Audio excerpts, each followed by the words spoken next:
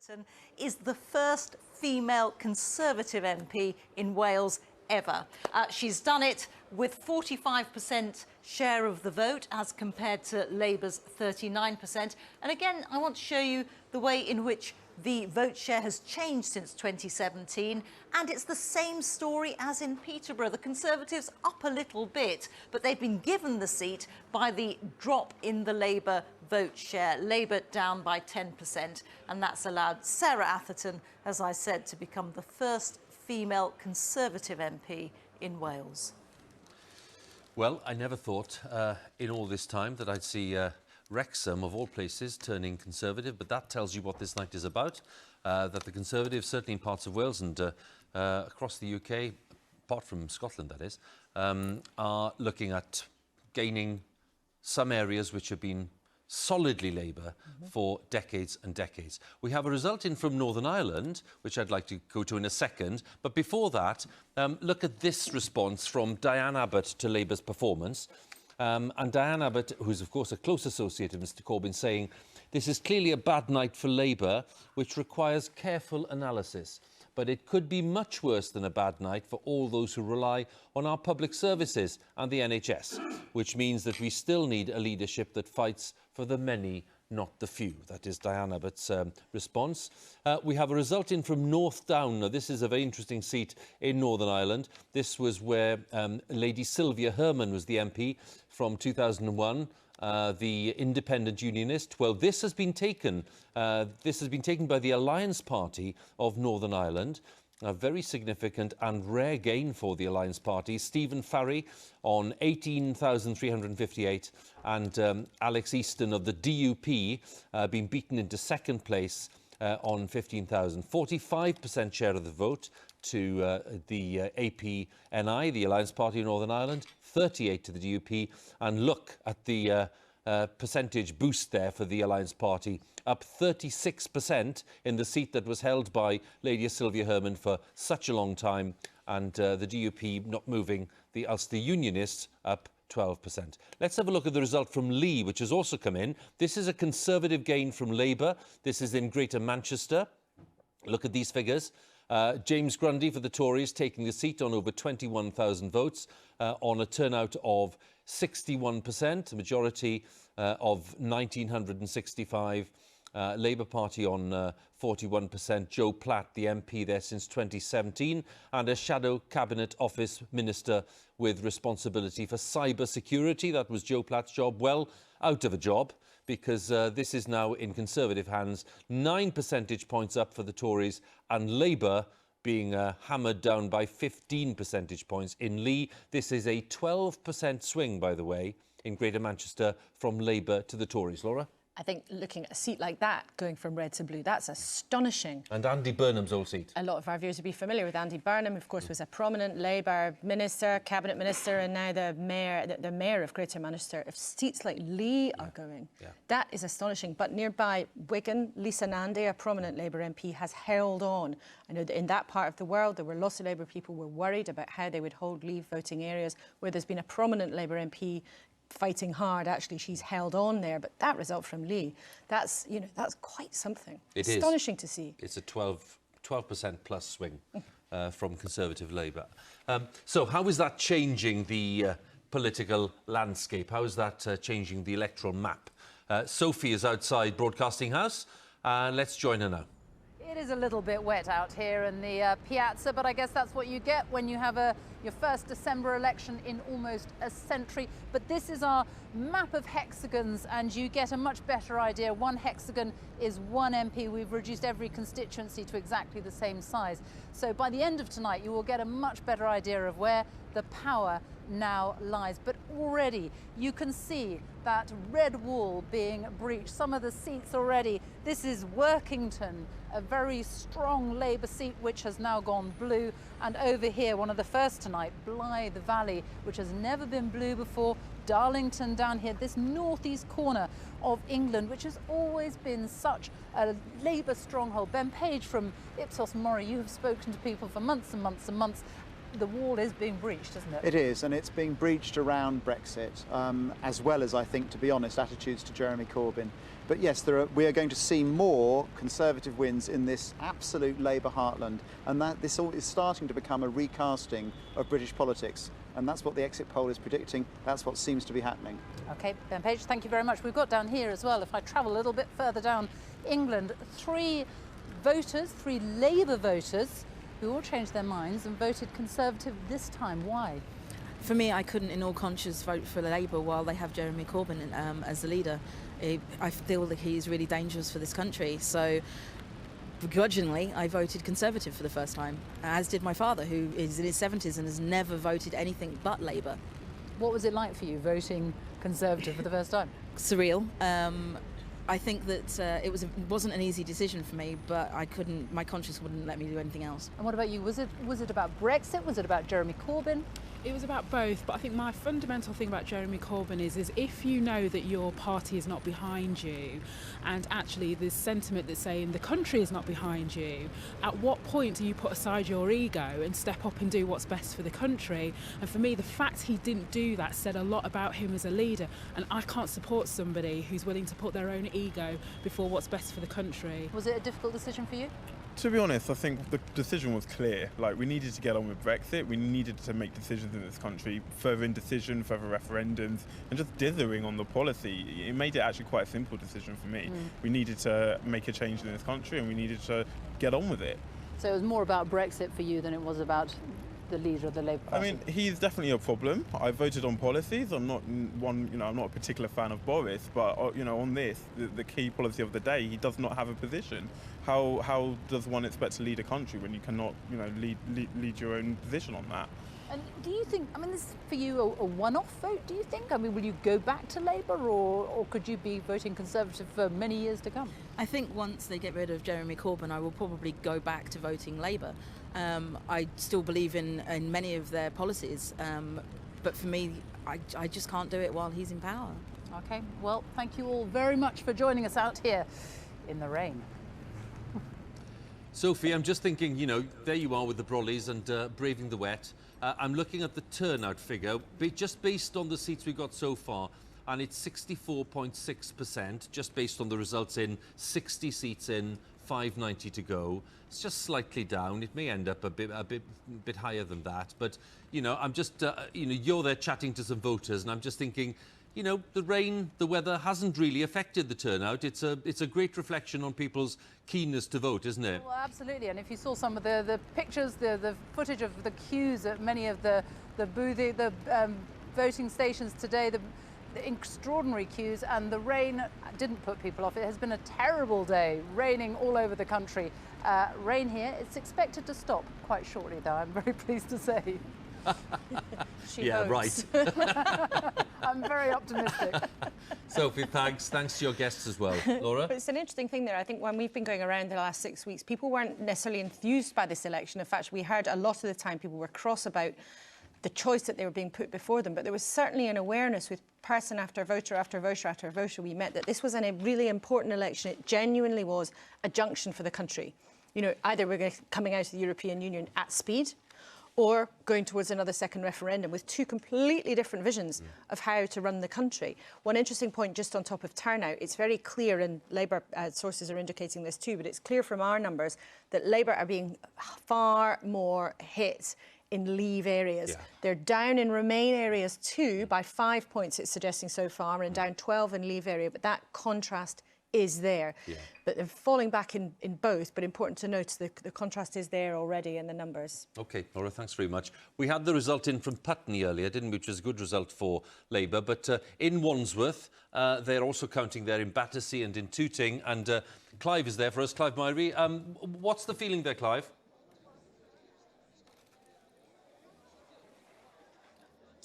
Yeah, hi there, Hugh. Actually, they've finished counting here, obviously, with the Putney vote. Everyone has left, and we had that victory for the Labour candidate, Fleur Anderson, taking that seat from the Conservative, who was, of course, Justine Greening, who's not standing.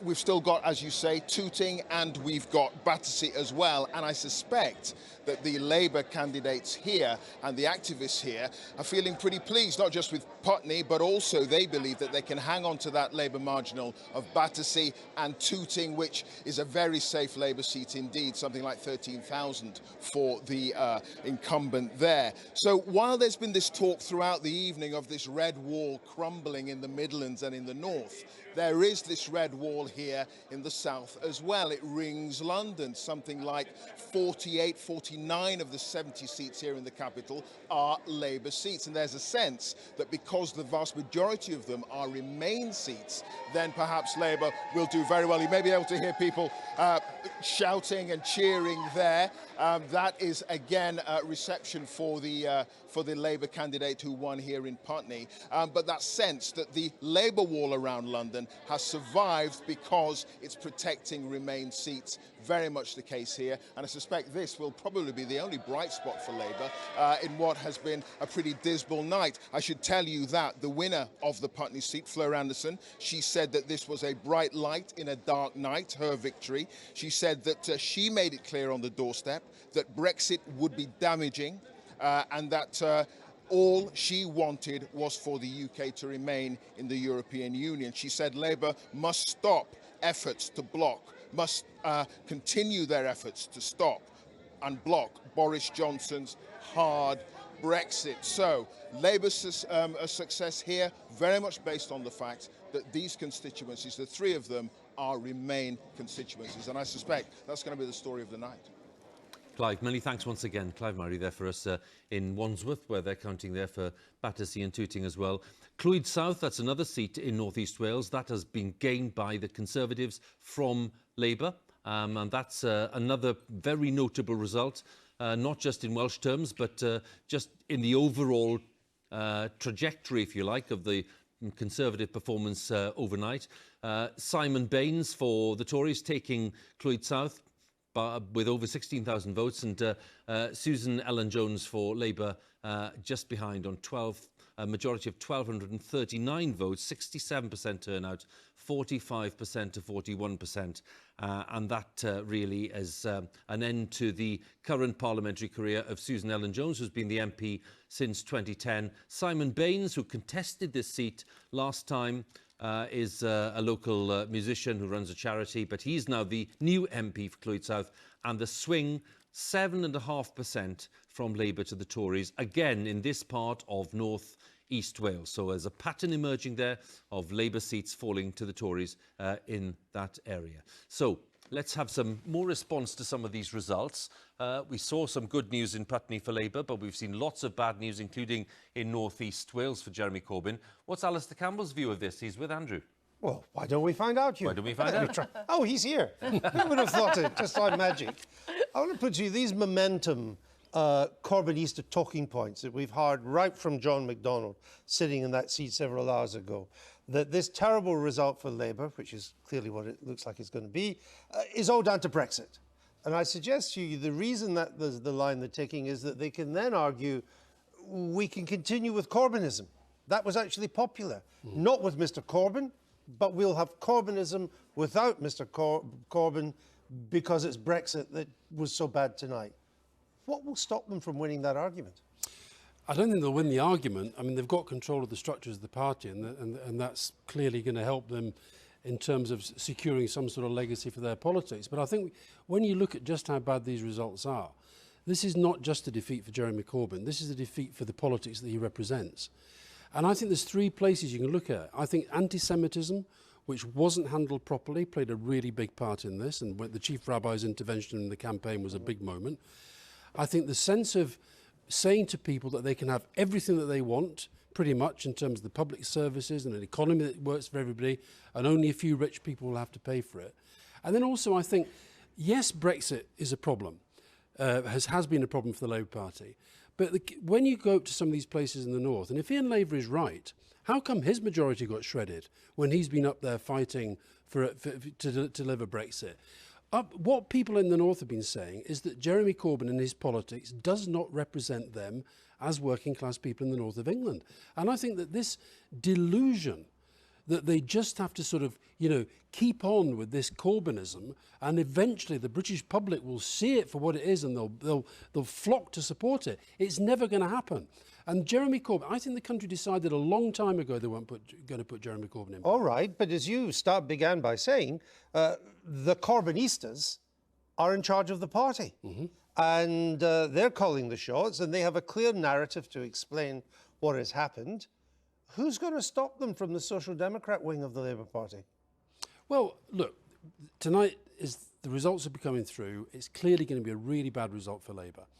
And the public, in the end, you've got to root your politics where the public are. And the public are giving the clearest possible message. That may be true, but it wasn't my question. No, but, who's going to stop them? Because we're now getting people coming out from the Social Democratic wing of the Labour Party, as I would call it, which you represent. And it's more than Blairism, include Mr Brown and so on in the past as well. And they're all saying, can we now admit that Mr Corbyn and Momentum have been terrible for our party? Your wife has said that tonight as well. But what are they going to do about it? Who is going to stand up and say no? It's not just Mr Corbyn, it's what he stood for, as you're saying. Where does that fight back come from? Because at the moment you would have to say the forces of Corbynism are still in control. They may be still in control, but listen, out of this has to come a proper analysis of what's gone wrong, a proper honest debate, and fundamental truths have to be faced. Otherwise the Labour Party faces oblivion. And then something else possibly has to emerge. I don't know. But I think that, the stuff that they're saying tonight, it's delusional. And I understand the pain that they're going to feel at the moment. But what happened with 2017 and the relatively successful result in 2017, it's camouflaged, I think, this reality that it's as if their politics, if you go around saying to people, we don't want your votes, we don't want your help, bugger off, you're just a Tory, don't be surprised if they go and vote for the Tories. So the way that they conduct the politics, and yes, there's lots in Labour's manifesto that's popular. Is your party heading for a civil war? Well, I hope not, because it's so obvious what has to happen. Not to a lot of Labour members? No, maybe not, but let me tell you something briefly, else. we talk about? Well, there's Mr Lansman over there, right? You're going to talk to him in a minute. And they're delusional if they think the public are going to support their politics. And let me just have this one fact. Quickly. One fact. If Boris Johnson runs the full term, it will have been 50 years since any Labour leader other than Tony Blair won a general election. Can they let that sink into their heads and possibly start to reroute their politics back where people live their lives? Well, I wish John Lansman was going to sit here. We could continue. Well, he's got a lot to answer for. All right, but he's actually over there with Hugh. So, Alistair Campbell, I thank you. And we go back to Hugh. Well, don't move, guys, and don't move, Alistair, because I'm going to ask John, who's been chair of Momentum since 2015. John, let's have a response to the pretty damning readout that Alistair's just given us of why Labour's in this position. Well, Alistair wants to root our politics where the people are, but that isn't what he did over Brexit, is it? He wanted Labour to have a more pro-Remain policy than we've actually had under Jeremy Corbyn. And I think the result of that would have been worse tonight if we'd have had it that way. You think so? Well, I do, because you look at what happened. OK, we haven't had that many results from Remain areas, but if you look at if places like Putney are anything to go by, we are doing well there in Remain areas. We are doing badly in Leave areas. I think this was primarily about Brexit. I think it's true that Jeremy's brand, if you like, was damaged by Brexit primarily. Right.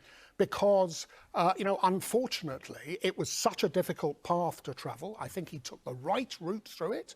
It's easy to criticise it when we're doing badly, but actually he took a route which I think probably has maximised the support in Leave areas. I know that it's bad, but it was always going to be bad. Right. And so, you know, I just disagree with him. I mean, we had John McDonnell, Alistair, we had John McDonnell on just at the start talking to Andrew, saying that, you know, basically admitting that the Brexit strategy, you know, was a bit of an impossible one to carry off, really, partly because he felt under pressure from all sides. And your view on the Brexit strategy has been very clear. And John says that's partly responsible for why Labour's where it's at. Listen, I accept Brexit's been a difficulty for all of the parties. But what's happened is that you've had a sense of a leader who hasn't led on it, who's been dragged to a position that he's clearly uncomfortable with. And if it's all about Brexit, and I think it's fascinating that John, having said that the election wasn't about Brexit, now suddenly it is all about Brexit. In Scotland, where somebody has actually shown leadership, that's what the country was crying out for on Brexit, not sort of trying to balance it as some sort of tactical inconvenience and not talking about it during the campaign. And Johnson got away with his slogan, "Get Brexit done," because you didn't take a part of his strategy either. Is that fair? Well, look, I think we did try and change the agenda from Brexit to other things. That's my point. We did a lot of testing our messaging. You know, I say we, Momentum, which obviously I'm involved in. And, you know, actually, the messages on the NHS and public services did work. They didn't work enough. And so we did, you know, I think ultimately it's clear that we failed to change the agenda sufficiently. My point is that unless you defeated them on the argument about Brexit, that he's not going to get Brexit done, then you weren't going to get heard on these other things. And that's what's happened. So on both planks of his strategy, I'm afraid, I think you have let him win. Well, is that right? Well, no, I don't think it's right. I mean, another issue about rooting our politics in where people are, you know, is if we want to change things, we have to change public attitudes.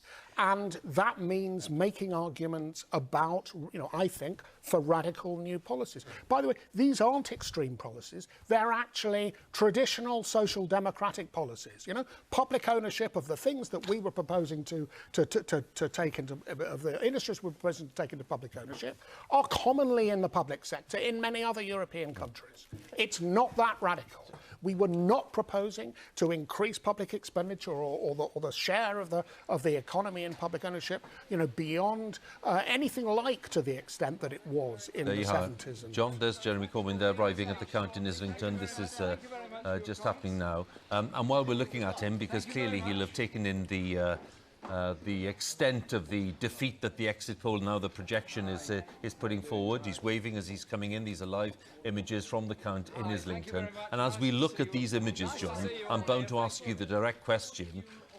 You know, are you calling on him to stand down?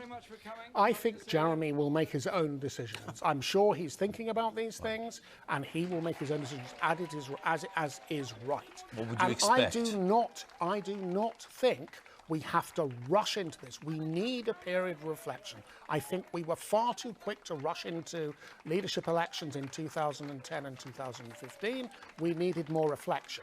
Actually, the interregnums didn't help us, you know, on either of those occasions. I think we can. If Jeremy chooses to go, as he may, then I think we should have a leadership election in the spring, and you know, he may well wish to stay on. We haven't got a deputy leader anymore, so he may well choose to stay on. You think he'd want to face Prime Minister's questions against Boris Johnson? You know, actually, after this Boris kind of Johnson result? was scared to face him in this election campaign, scared to debate the arguments. But Jeremy Corbyn, I'm sure, would be perfectly willing to face him when they bring their withdrawal bill next week. So, John, it's clear you think that Jeremy Corbyn should hang on for a while the party sort of works out what to do. But I'm intrigued as to whether or not you think that the party will have to move on from the kinds of policies you were putting forward. I mean, you're saying in your view they were not radical, and I just noted that you said that we have to change public attitudes. Isn't it actually that the party has to change its attitude towards the public? I mean, isn't that actually exactly the problem that Alistair Campbell was putting to you before? I think we do listen to the public, and I think the public are actually enthusiastic about many of our policies. I think Alistair actually accepted some of that. We presented a very, lengthy, bold manifesto, which was really a programme for more than a government. It was a programme for 10 years plus. Maybe we should have had a shorter manifesto. We didn't have much time to sell, some of the newer policies in that. But I think that programme is right because the state of the economy, because the state of our public services, because of the threat of climate change is so dramatic that it requires drastic solutions, and we will still need them at the next election. I'm pausing you a second, John, sorry, and I will bring Alan Duncan in as well in a second. Alan, you've been very patient. But because we're on these images in Islington, Nick Robinson is there. Nick, what's the sense of what's going on there, Nick? What are you sensing there, and just in terms of the mood music around the Labour leader? Well, extraordinarily sombre, Hugh. The Labour leader has arrived here at a leisure centre in his constituency, just a few hundred yards away from where he lives. He knows this place incredibly well. He must have dreamt of arriving here to cheering crowds, to the expectation that he might become Prime Minister. But instead he comes here knowing that his days in control of the Labour Party are coming to an end. Will they end tonight? Probably not, but they will end in the next few days, whatever allies like John Lansman say. The Corbyn era in the Labour Party is over. The argument that you've been having in the studio is really whether his people, the people he brought into the Labour Party, the people who control the Labour Party at the moment, can they cling on to control even as Mr Corbyn waves goodbye to the leadership of the Labour Party? That is the argument taking place. And as I look down now here on Jeremy Corbyn, who is standing just below me, I'm on the gallery, the balcony, just above him. He's talking to people he's worked with and been with for not just years, but decades. And that's why the hugs are coming here. You can see as he looks at them, he grips them by the arm, he hugs them as if to say, it is all now coming to an end. Not, of course, here in Islington North. He'll have a huge majority here. It's a very safe Labour seat. But the Corbyn project, the belief that his brand of socialism could take the Labour Party into government, that project is over, at least for him. When we look at these images, and Sir Alan Duncan is with me, the former Foreign Office Minister and the former Conservative MP. I'm just thinking, Alan, when you look at this campaign, which has led, we now think, to this result, which is a big majority for Boris Johnson, someone you've been critical of in the past, what are your thoughts on how it's got to this point? Well, I think my first comment is that I've decided that John is my new best friend, because I think that he has done very happy about that. playing such an enormous role in making the Labour Party unelectable. And I think he's pretty well destroyed it for many, many years. I don't think this has just been about Brexit. I mean, I think that actually Jeremy Corbyn was never a credible future Prime Minister. And of course, on Brexit, he didn't really have a clear view, so he demolished himself on that as well. I think for us, we're obviously going to have reversals in Scotland, and I think there is some pressure in London. For instance, Mike Freer in Finchley, I very much hope he holds his seat, but there may be some pressure there. But there's a very interesting phenomenon here, which I think could redefine British politics, which is that something has happened on the back of Brexit, which I, for one, I think is something I've been wanting to see for many years, is that we have gained appeal in working class areas in the Midlands and the North, which for far too long the Labour Party have taken for granted.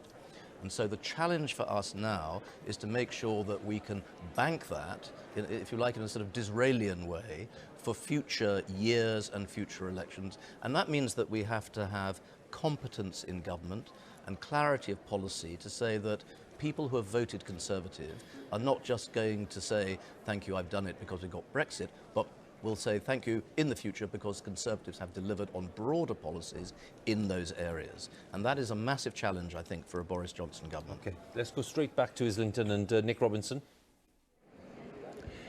Hugh, what is striking, look at these images, there's that I was with the Labour leader just a couple of days ago in Carlisle, and still there was the remnants of what you saw 2 years ago in 2017, cheering crowds, the chants of, oh, Jeremy Corbyn, now quite different. Silence here. Jeremy Corbyn is looking up at me now, as it happens, actually, on the gallery. He's talking with people he's known for many years, but there's none of the exuberance, none of the excitement, none of the chanting. This is the Corbyn of 10, 20, 30 years ago. A modest, low-key constituency member of Parliament, loved by the people who work with him here in Islington North, but gone is the aura of leadership. Gone is the sense that this is an alternative Prime Minister. Gone is the idea that this is a man who carries the vision that can carry Labour into the office. What he knows, what they know, what those people watching know, is he looks set to do worse than Michael Foot in 1983. It is a shocking fall from the heights that he was at just a couple of years ago. Nick, many thanks. And as we look at these images from Islington, we'll get another sense of the Labour reaction, because Andrew's talking to one of the Labour candidates as well. Indeed, thanks, Hugh. We're going to Leeds now. We're going to speak to the Labour Shadow Justice Secretary, Richard Bergen. Welcome to the programme. It looks like you're going down to a pretty. Looks like you're going down to a pretty bad defeat. What's caused it? Well, it does look like a bad defeat, and we need to analyse objectively where we lost the votes, in which part of the country, and which parties we lost them to. And I'm very concerned about what people in my constituency and across the country are going to face with 5 years of a Thatcherite Prime Minister in the shape of Boris Johnson. In terms of what's gone wrong, we need to analyse it objectively, but it seems to me that the primary reason is that because this became a Brexit election, it became an election which the Brexit issue overshadowed traditional party loyalties. Was it all down to Brexit and nothing to do with Jeremy Corbyn? Well, in the 2017 general election, we had a very similar manifesto, the same leader, and we gained 3 million votes. Fast forward 2 years later, and we haven't done very well at all, and it's a very worrying result indeed. So the things actually, you had a much more radical manifesto this time. There was a lot more spending, a lot more tax rises, and a lot more borrowing. In 2017, you were not saying you would take 10% of every company employing more than 250 people. It was a more radical manifesto. Has that not played any part in the results tonight? In terms of when I was going around my own constituency and other constituencies around the country, people weren't complaining about our policies of taking rail, mail and water into public ownership. They weren't complaining about the policy of a £10 an hour minimum wage or stopping privatisation of the NHS. They were raising the issue of Brexit, and it does appear that people wanted to get Brexit done. So I think that seems to me to be the main thing that's changed. So, similar manifesto, same leader in the last 2 general elections. So let me just get this right. Tonight you've lost Lee. It's been Labour since 1922. You've lost Wrexham. It's been Labour since 1935. You lost Blythe Valley. It's been Labour since 1950. You lost Darlington, Labour since 1992. You've lost Stoke Central, Labour since 1935. We haven't got the result, but your candidate admitted he's lost. And you're saying that's got all down to Brexit and nothing to do with Jeremy Corbyn and John McDonnell and the kind of policies they've espoused? Of course. The Murdoch press, the Sun newspaper, and also the Daily Mail have done a very good job of making people think that Jeremy Corbyn, a decent man, is some kind of threat to national security, some kind of terrorist even, or racist when he's Is that the best you can do? It's the fault of the media. It's the fault of the media. It's the fault of Brexit. It's not the fault of the people in control of your party. Is that it? If the right-wing newspapers, if it didn't work when they do that, they wouldn't bother wasting their time or expertise on money on that. But I think the primary reason was this was a Brexit election. But we need to analyse objectively and soberly. You've said that. For example, between 1997 and 2010, we lost 5 million votes when Labour supported policies of cuts and policies of war. We had to analyse why we lost those votes to get them back. In the same way, after tonight, we need to analyse objectively where we lost those votes, how we lost those votes, and how to get them back. Of course. But facing 5 years... But let me ask you this, because... But facing 5... I mean, you're not really telling me anything at the moment. Let me ask you this. Do you think in 5 years' time, the Labour Party should fight the election with broadly the same manifesto, same policy stance that it's had in this election? This election was a Brexit election. That's the next it. election won't be. This election was a Brexit election. The next election won't be a Brexit election. And I think after 5 years of Thatcherite government, there is no future for the Labour Party in supporting some kind of triangulation or some kind of watered-down version of austerity. You stick with Corbynism.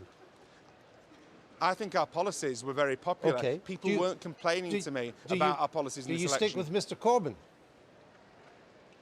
Well, Jeremy will issue a statement in due course and make a decision in due course. What's your I think view? it's too early to be speculating. If he calls and asks for your advice, what's your advice? He will make his mind up. I think it's... he can speak for himself on this matter. No, I wasn't I'm asking not for into him. I was asking for your premature speculation. View. But clearly I'm not going to get it, but that's fine. It's late at night, and you've got your count to I mean, go back my to. view... Yeah? My view... You're going to answer the question? My view is that Jeremy Corbyn is a far more decent, progressive and effective person than many of his cheap and tawdry critics in the press and in the Conservative Party. That's fine, but it doesn't answer my question. We'll leave it there. I'm sure we'll get to return to it in the days ahead. Let's go back to Hugh. Thank you. Andrew, many thanks once again. And lots of results coming in, some very interesting gains and losses. And Reeta has been looking at some of the latest ones for us. If we cross our newsroom and go to our results centre, Reeta can take us through the results that she's picked out there. Yes, the results coming in thick and fast now, Hugh, and we've got a selection here. A couple of holds. Ian Duncan-Smith, former Conservative leader, of course, has hung on in Chingford and Woodford, there on the Essex borders. He's had his majority cut in half. His majority is now around 1,200, but he's hung on there. Canterbury, you don't quite see it on the board yet, but we are hearing that that is a Labour hold for Rosie Duffield. But a couple of seats that have changed hands. Stockton South is a Labour loss and a Conservative gain, and Blackpool South, same story there. The Labour Party has lost this to the Conservatives. As you can see, this was a Labour seat for the past 2 decades. The Conservatives have tonight picked up half of the vote share, and the new MP is Scott Benton for the Conservatives. Let's just take a little look at what's happened to the share of the vote, and a familiar story now by this time of the night. The Labour share of the vote down by 12 points, the Conservatives up by 7, and the Brexit Party putting in a decent performance here on 6 points. Now, I just want to show you a pattern that is now emerging about the difference in which, in the way in which Leave Britain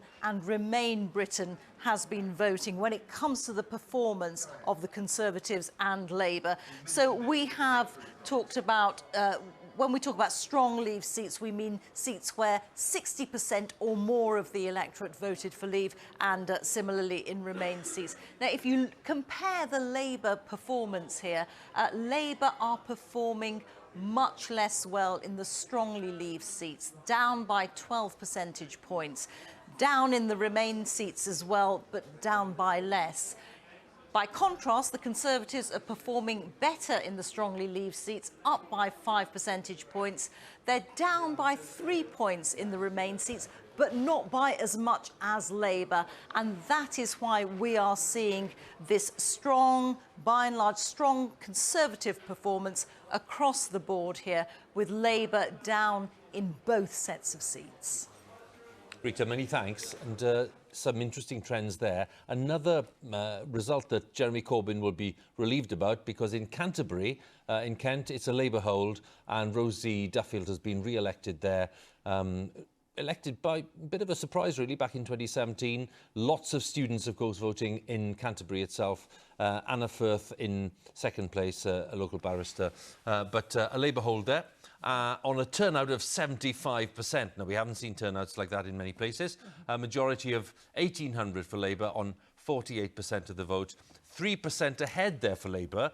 And in a while, maybe John can talk a bit about, John Landsman, who's here, can talk a bit about the different patterns of voting in some of these areas. Canterbury, of course, being an area which voted 45% Leave to 54% Remain. So that's part of the thinking. The swing here is 1.4% from Conservative to Labour. What I'd like to do at this point, before I bring my guest back in again, is take stock in Northern Ireland, because there are some very significant contests taking place there. And Emma Vardy is there for us. We're looking at quite a few of the seats there, Emma, including Belfast North, where, of course, Nigel Dodds, the DUP leader at Westminster, is standing. What's the latest intelligence you're getting there?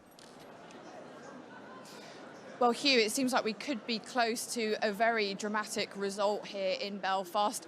The North Belfast constituency has been one of the headline battles, a bitter and savage battle of this campaign between the DUP and Sinn Féin. And we have senior sources of both parties telling the BBC that Sinn Féin's John Finucane may have unseated the DUP's leader in Westminster, Nigel Dodds. Now, if that proves to be correct, that will be a huge blow for the DUP. Nigel Dodds is a veteran politician who's been the MP for North Belfast for 18 years. He's been very prominent for the DUP throughout the Brexit negotiations in Westminster.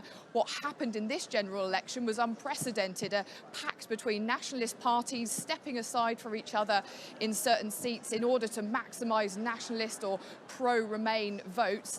And if Sinn Féin have won North Belfast, well, it means that the DUP's Nigel Dodds will have fallen victim to one of those pacts, because in his constituency, well, the SDLP, the other nationalist party here in Northern Ireland, and the Green Party stepped aside to give Sinn Féin a clear run at it. Now, as I say, it's been a very, very close contest, been getting really bitter between the two sides on the streets. Not completely confirmed yet, but multiple sources now saying that John Finucane for Sinn Féin may well have unseated Nigel Dodds. Now, just a bit about John Finucane. The name Finucane is pretty famous here in Northern Ireland, synonymous with the era of the Troubles. John Finucane's father was a solicitor who was murdered by loyalist paramilitaries during the Troubles. John Finucane, he is a solicitor himself, the Lord Mayor of Belfast. And really, Sinn Féin threw everything at this battle to try to unseat the DUP's Nigel Dodds. If that has happened, well, this has the makings of a pretty bad night for the DUP. That's intriguing, and Emma, we'll be back with you as soon as we get any news of that. That's in Belfast North. Let's go to Richmond in southwest London, and Geeta Gurumurthy is there for us. And that's an interesting context for us, of course, just in terms of the Lib Dems and the Conservatives. Geeta, what's going on?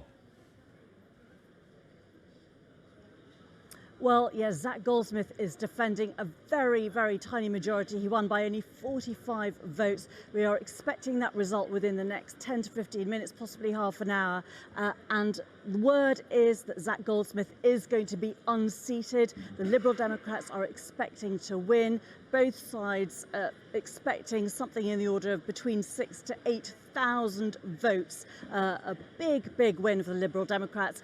And Richmond is a massive Remain seat. All sides have said that the biggest issue on the doorstep was Brexit. And even though many people in this pretty affluent part of London will have been worried about Jeremy Corbyn and worried that a Lib Dem vote was going to put him in power, I think perhaps possibly the polls giving the Tories a reasonable lead in the last few weeks have allowed people to have the confidence to say we will still back the Lib Dems. The seat has always switched between the Tories and the Lib Dems, but of course Zac Goldsmith has represented it since 2010 almost consistently, apart from when he stood down over the Heathrow Airport issue, and then he lost by a very small majority again there to the Lib Dems. But tonight it looks as though Zac Goldsmith, a big ally of course of Boris Johnson, is going to be unseated, and that's despite a lot of Conservative effort going into this seat, including Carrie Simons coming down here several times to campaign on behalf of Zac Goldsmith, who is of course, we know, a friend of the Prime Minister. Geeta, many thanks again. Geeta Gurumurthy there for us in Richmond. Alan, would that be a surprise if Zac Goldsmith is defeated by that margin? By that margin, yes. I mean, I think obviously it was going to be a very vulnerable seat, and he was a very well-known Brexit figure in a very strongly Remain seat. So we've got the London factor there. But meanwhile, we've also got the result in Wolverhampton North East, which is a Conservative gain. And I think that reinforces the pattern we're seeing this evening, which will determine this victory and its scale, I think, which is us doing very well in Labour-held seats in the Midlands and the North. And that is the main determinant, I think, of what will be the national picture at the end of tonight. When people talk about accelerating the Brexit process now, with the Prime Minister who's going to have a very decent working majority, what do you think the implications of that are? And is it going to be possible to accelerate it to the extent that things can be tied up in terms of a future agreement with the EU by the end of 2020? Are you one of those people who thinks that that's remotely practicable? Well, I think that the big thing we're seeing is that we are escaping from the deadlock of the last few months, which has caused a degree of paralysis in government, almost making us ungovernable. And I think we will now be able to govern. And to have a comfortable majority, let's say what it is, 50, 60, we don't know, is plenty to be able to have a functioning government and do it well. So I am absolutely convinced, and let's face it, he got the withdrawal agreement and it was voted positively on once and then delayed because they wouldn't do a timetable thing. It was supported, then thwarted, if you like. Yeah. But he will be able to get that important, really massive, significant stage through before Christmas, I think. And I think that is going to change the whole dynamics of our national politics. First of all, Boris is the dominant political figure, and he actually has been since he was elected leader in July. He filled the space in August, he's dominated the campaign, he is the biggest personality on the pitch. He's going to have a solid government, and he's going to be able now to get us out of the total obsession with Brexit, to be able to govern across the whole waterfront of domestic and foreign policy, which, let's face it, has been absent for the last few months because of Brexit. But Alan Duncan, you were one of the very many Conservatives who was absolutely scathing about Boris Johnson, both just before he went into number 10 and then once he was there. Why do you think you got it so wrong? I think that I was a loyalist. I support Prime Ministers. So I supported Prime Minister Theresa May when she was trying to get the deal through. And as I said to Boris, absolutely directly, and he knows this, once he became leader and then Prime Minister, I support him. And I think that this has been a massive vindication of him as a personality. The scale of this majority, I think, gives him massive personal authority, which he has now earned and proved. And we've got to turn that now into competent government. And that is actually a bigger challenge. Perhaps we're not focusing enough on now what you do in government, because we've got to satisfy those who have supported us, not just on the issue of Brexit, but I think on broader domestic policy in some of these tough Labour areas of the North and the Midlands, as well as re-establishing our authority on the world stage beyond just the United States. Now, I think we can do that with the majority that it looks as though we're getting tonight. But do you think he's up to it now? Because, I mean, you were his colleague at the Foreign Office, but you've been quite clear in public that you had real doubts about whether or not he is the kind of person almost who ought to be Prime Minister, who could take on that kind of task you've just outlined. I think actually, since he got there, he has become almost a different person. I mean, I think that when you're striving to get somewhere and you're stuck in the horrors of Brexit division, it's very, very difficult. But he can now be his own man. And there have been a lot of comments in the media over what are his real politics in terms of him being a social liberal or not. Now, I actually think that he is. I mean, he is a social liberal. OK, he's been very hard and strong on the issue of Brexit, but actually it's that certainty which I think can be said to have won in this election. But now I think he can govern with authority, and I think that, you know, we have to govern as one party and not have any longer factions within the parliamentary party which think that they can hold the leader to ransom. They can't now hold him to ransom. He is his own man, he's got the numbers, and he can lead. Let's take a pause there, because what I want to do is to get a quick reminder from Jeremy of where we are in terms of the battleground, and then we'll get some more reaction to what the results are across the country. Hugh, yes, looking at the Conservative targets. So we've got different battleground boards, but this is the one where all the action is tonight, isn't it? Because it's the seats the Conservatives had their eyes on from the start of this election. We've coloured them in as they were coloured at the last general election, 2017, and you can see the smallest majorities start here, and obviously the party that held them in 2017 is the colour of the name. So, what's been happening? Well, you'll see immediately that the board gets washed in blue. Now, where the blue is faint, it's a projection still. Where it's solid, as in Canterbury or Peterborough, then it's a result. So, yes, we're projecting that Labour hold Kensington, but then the Conservatives take a whole slew of seats, and Ashfield and Stroud and Bishop Auckland and so on, and Peterborough and Coal Valley, they're all projected to go. Lincoln, Portsmouth, South. But this board is only seats 1 to 32. So this is just at the very start of what the Conservatives would have been hoping for in this election night. Bear in mind, they actually only needed 8 seats, in addition to the ones Theresa May won, to get a majority. Let's see how far down the board they've gone. So I bring on the next board now, and this is seats 33 to 64. And again, you see a lot of blue. So they've taken Wrexham, and they've taken Vale of Clwyd. And you can see also the faint blue showing projections. Yes, Labour back in Gower, but losing Blackpool South and losing Darlington. And you see lots and lots of blue coming down this board. A few more seats staying red here. We've got Enfield Southgate, Gedling, Bury North, London affecting Enfield, of course. But the Conservatives reaching deep into Labour territory, no more so than here in Workington, with a majority in thousands, and they took that just about, what, an hour and a half ago? So let's go further. Let's have a look now at seat 65 on. You wouldn't expect normally to be having rich pickings in this area of the battle board, but that's exactly what the Conservatives have got. So Birmingham Northfield, we project. Faint blue means they've taken it, we think. We'll find out later. Bridgend, Halifax, Holly Lynch in Halifax out. Don Valley was Caroline Flint's seat. Bolsover, Dennis Skinner's, all of those. Bath, interestingly, we project, you see the Lib Dem flash, staying orange for the Lib Dems. Bury South then, staying red. Here it gets harder to win these seats, and we have a look down, see what else. Wolverhampton, North East, Emma Reynolds' seat. That goes blue under our... Oh, there's a result there. Innismon, again, a result we've had. So we're looking down here, and we're seeing the Conservatives even as far down as seat 96, taking them in our projection. Seat 96 being Sedgefield. Lancaster and Fleetwood, by the way, we have as the Conservatives not taking. That's a 6,500 majority. Normally, they wouldn't have a prayer there. So let's go further. I tell you what, let's look for Lee. Lee is the most startling result so far. Where is it on our board? Well, we go down here and we're on seats 97, 98, 99, 100. So Burnley goes Conservative. That's over 100th target there.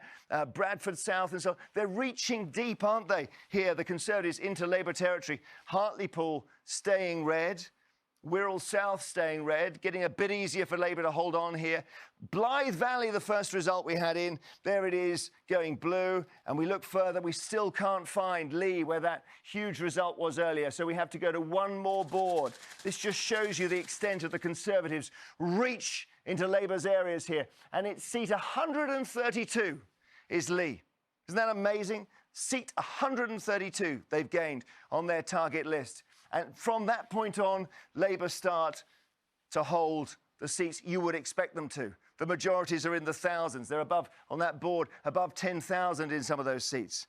Let's have a look, if we can, just finally here, at the Conservative defence. Is there any crumb of comfort here for Labour? These are Conservative seats that were under attack by Labour. You would expect them in this election to hold nearly all of them, where Labour was in second place last time. As we look down, yeah, one ray of light for Labour. There we are, the gain of Putney. But at the moment, nothing else to write home about. So, Hugh, it's a very dramatic picture on that battle board, isn't it? It certainly is, Jeremy. And, you know, when you start to think about seats like Bishop Auckland, you really do realise what's going on here. And that's what I'd like to do now, is just have a look at that result. I'm just picking on this one. I mean, there are so many out there which are illustrating what's going on. But Bishop Auckland has been Labour since 1935. I first met the MP for Bishop Auckland, who was Derek Foster at the time, who was Labour's chief whip. This seat goes back to the 30s. I think Hugh Dalton, the Labour Chancellor, was representing Bishop Auckland. Well, look, it's gone Conservative. This is in County Durham. The new MP is Dehenna Davidson, taking the seat on over 24,000 votes. This is not some small win. This is not some whisker majority. Look at that. A majority of 7,962, 36% to Labour. What's happened to Labour's vote? Let's see.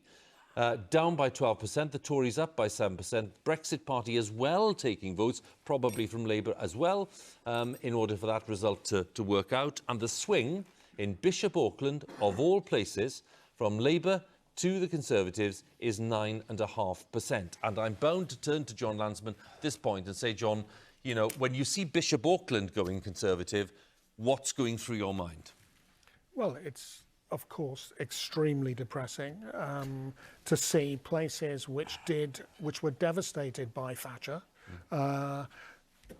now voting Conservative. That is, of course, devastating. But what you're seeing, I think, is not as simple as Alan was saying. It's not, or at least maybe we need to do more analysis. It's not North and Midlands, you know, in one way and the South a different way. It's because, you know, there are a number of seats that we've seen recently in Liverpool where there have been swings from the Conservatives to Labour. You know, or in other cases, you know, very low swings to the Conservatives. In Remain seats, and those are, I suspect, Remain seats. There are Remain seats in the South as well, Canterbury, Battersea, Putney, where we're seeing swings to Labour. Okay, John. I'm going to pause you there for a second, sorry, because I know the Chancellor's waiting to speak to Andrew, so let's join Andrew now. Thanks, Hugh. We are. We're going to Worcestershire in the West Midlands, the constituency of Bromsgrove, which has just returned the Chancellor of the Exchequer, Sajid Javid. Of course, the West Midlands has been fertile territory for the Conservatives tonight. They're picking up a lot of seats there. Chancellor, did you expect to do this well across the country, across England? Well, Andrew, can I just say I haven't officially been returned yet, unless you know something that I don't. I'm still waiting for my result, but I am optimistic. Well, I tell you, you're quite right. But I think from what we've seen so far, it's not in huge doubts. Unless they've just done it without me. But what I was trying to find out was, did you expect this result to be picking up so many of these Labour seats? Look, of course, we don't have the final result yet. It's still a projection, but it is, of course, incredibly encouraging this evening. And, you know, I didn't know what to expect going into this. We went in there fighting for every single vote. And I think our approach, clearly, it looks like it's paid off. Our message has got through. People have rejected utterly the division that was offered by Jeremy Corbyn and John McDonnell, Diane Abbott and the others. And they want unity. They want this country to move forward. Of course, they want Brexit done. It looks like that is one of the messages from the result, and that's great that we can move forward in that way. But they want so much more else. They wanted a government that listens to them, and hopefully if this is confirmed, then it is a Conservative majority government. That is exactly what they are going to get. Well, you did fight this election on getting Brexit done. But of course, you haven't got Brexit done. And even if you pass a withdrawal agreement, you then go into some rather difficult and detailed negotiations on what our future partnership will be with the European Union. And we don't really know the shape of what you're going for. Well, what we do know, of course, is that we have an exit deal. We had that before, but we couldn't get it through. They paralysed. No, I know all that. I'm asking about the future. Election. And tell us the shape of this future partnership deal that you're going to get. Well, the first thing is to get the exit deal through, and we will start that process in Parliament. Again, if the results tonight are confirmed, I have to caveat it that way. No, I understand that. But let's take that that's going to happen. And once we've got that what through, then happens? And if we get that deal through Parliament, which we will with a majority, then of course we move to the next phase, which is to get the excellent trade deal that we've negotiated the principles of, that we've set out, and we will get that through Parliament, and we will do that next year. And now, if the majority is the kind of majority that is suggested tonight, I'm incredibly confident that we will get that through Parliament, and we will be having the smoothest of all exits from the EU, where we will still be, have that friendly relationship with our European friends, but we can move forward with Brexit. But also, we have the bandwidth to focus on so much else: the NHS and hospitals. Okay, and policing, the election's over. I don't want to litigate all that again. We've had 5 weeks of that. A lot of blue-collar workers, a lot of working-class Labour voters voted for your party tonight. Are you preparing a budget that's going to reward them, that will give these people something worth their vote? Well, I stood up on stage a few months back at our party conference and said that we are the party of the working class. Yeah, but what are you going to do for them? What we are. And I think the message that is come, well, look at our manifesto, and I think people have been looking at this and they've reflected on that, and that's why I think we're seeing the night that we have. So, for example, we've said in the first budget that I'll have in February, we're going to be cutting taxes for working people, the national insurance cut. We've announced further increases in the national living wage. We'll have a and clearly this has been an important part of our message. I think that it's got through, but people also naturally in casting their vote have compared what we've said to the nonsense that was spewed out by the Labour Party and the numbers that just did not add up. And the Labour Party, sadly, they took people for fools, we've had and enough the people about the have Labour given them Party. their verdict. Are you staying as Chancellor? As Mr. Johnson confirmed, you'll stay as Chancellor. Not yet. Let's see what the results are tonight, and then I hope that in a few hours tomorrow morning we will see Boris Johnson back as Prime Minister, and then one of the first things he'll do is set out his government. Very well. Okay, we'll let you get back to your account and see the result. Back to you, Hugh. Very interesting, Andrew. Thanks very much. Well, some remarkable results coming through. Why don't we just catch up very quickly with Reeta, who can take us through some of the really notable results that have been flowing through in the last half hour or so. More evidence here of red seats turning blue and of the Conservatives taking real chunks out of the Labour heartland, traditional Labour heartland. Seats like Redcar, which was a Tory target 143, Burnley, which was Tory target 104, West Bromwich West, Wolverhampton North East and Haywood and Middleton, all going Conservative from Labour. And I also want to point out Ynys-Môn, which the Conservatives have taken off Labour. Now that's also really interesting because Plaid Cymru was targeting that seat very heavily, and the Greens and the Liberal Democrats had stood aside for Plaid, but that had made no difference. The Conservatives have got that too. But I just want to show you some detail on Redcar. This was Mo Molam's old seat, you'll remember, in the 1990s. Well, now Jacob Young, 26 years old, he's become the Conservative MP for Redcar. And I want to show you what's happened to Labour's share of the vote here. Look at that, down by 18 points. And the Conservatives up 13. Brexit Party also getting 7% of the vote there. And this is interesting because our analysis is suggesting that Labour's vote is falling by twice as much in the most working class areas compared to the least working class areas. So something really very decisive going on there. And I just want to show you quickly the exit poll compared to the results so far. And as you can see, the exit poll was really pretty accurate. Labour's vote share down by 9% in the results so far. We were forecasting earlier 10%. Conservatives 2 to 3%. Lib Dems on 3%. So as you can see, the exit poll, the forecast that we had earlier in the evening, pretty accurate given the results that we've got. Reeta, thanks very much. We'll go to the news in a second, but just as we were looking at Reeta taking us through some of those results, Laura and I were just basically jaw-dropping, weren't we? Well, if you look at just the parts of the country where these have gone red to blue, red to blue, red to blue, red to blue, there are parts of the country where, for decades, you just would have thought somebody was telling you complete nonsense if you'd suggested that they could ever go away from the Labour Party.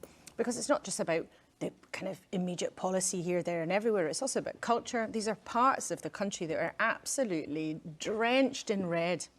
People's heritage, people's heartlands, to use that terrible political phrase. And we've seen time and again so far tonight, them just flipping over to the other side. And for a whole variety of reasons. Brexit, part of it. Jeremy Corbyn's leadership, part of it. We know that. Anti-Semitism, part of it. We know that. But I think the Labour Party is going to be starting tonight on a very serious battle for its soul and for trying to find a way where they might be able to move those kinds of seats back in order to get to a position where they may well be able to get back to government. Because remember, this is the 4th general election defeat in a row for the Labour Party. This is not just about, oh, well, it didn't quite work out with the Corbyn project as people had hoped. This is about successive defeats and perhaps never really looking deeply enough at how the country was changing, and they perhaps weren't responding to that. Laura, let's have a look at some of the new projections that we have, because we've been adjusting the projections. The BBC forecast has slightly changed based on the results we've got coming in. So the latest figures are there for you. We are now forecasting the Conservatives on 357, which is less than the 368 we were saying earlier. Labour on 201, which is up from the 191 suggested earlier. The SNP on 55, that has stayed at the original exit poll level. The forecast for the Lib Dems is 13, that would be +1. For Plaid Cymru, 4. Which would be +1, and for the Greens it'll be 1, and the Brexit Party on nothing, and the others on 19. So that's the projection we have on the wall of Broadcasting House at 3 o'clock in the morning on this election night, and you're watching Election 2019. Let's take a look now at the news headlines. We cross the newsroom at Broadcasting House and join my colleague Tina Dahealy. Thanks, Hugh. Hello. With more than 200 results declared, the Conservatives seem on course for a substantial majority, heading for their biggest win since 1987. Labour's looking at its worst performance in more than 30 years. Results show them being hit hard in areas that voted Leave in the referendum, but holding up in London. Jessica Parker has more. As people take it in, it's worth remembering this is a forecast, not the final result, but it projects a big victory for Boris Johnson. As we have outlined throughout this entire campaign, the focus has been on Brexit. You know, we've had that gridlock in Parliament. We want to get Brexit done. You've heard the Prime Minister say this. Get it done before Christmas, introduce the legislation and get that moving. They're delighted. The Tories have made inroads into Labour heartlands that voted Leave, including unseating a shadow cabinet member in Cumbria. Tonight, Workington constituency has elected its first Conservative Member of Parliament since 1979. The people of Workington, Cockermouth, Silloth, Maryport, Aspertria and all the villages in between have a message that they want me to take to Westminster. They want me to get Brexit done. Labour's Brexit policy has been under scrutiny in this campaign, with claims it could alienate Leave voters. Basically being ignored is not a good recipe, and I think democracy prevails. Ignored democracy, and to be quite honest, the consequences will come back and bite you up the backside. A gain for Labour in London, though, taking Putney off the Tories, but questions now loom over his leadership. I'm not going to sit here and scalp Jeremy Corbyn on the television for anyone, because that's all the headline will be. And actually what I want to say is that the Labour Party tonight, we have failed to meet the test of the public, and in doing that we fail the people who we aim to serve, and that is heartbreaking. For the Lib Dems, the surge they hoped for isn't looking likely, and no joy for the Brexit Party in one of their main target areas. And while there's still a way to go tonight, the campaign is over. The finish line in sight. Jessica Parker, BBC News. The SNP are doing well in Scotland, where the exit poll predicts them gaining 20 seats. That would be a tally of 55 seats out of 59. The SNP's first gain of the night was taking the Glasgow seat of Rutherglen and Hamilton West from Labour. They've also gained Angus from the Conservatives. In Northern Ireland, the Democratic Unionist Party is having a bad night. In the last few minutes, Deputy Leader Nigel Dodds has lost his North Belfast seat to Sinn Féin's John Finucane, and the DUP could also lose South Belfast to the nationalist SDLP. The Conservatives are making significant gains in Wales. They've taken 3 seats in the North East Wrexham, the Vale of Clwyd and Clwyd South, all from Labour. Plaid Cymru have held on to Arfon and is running neck and neck with the Liberal Democrats in Ceredigion.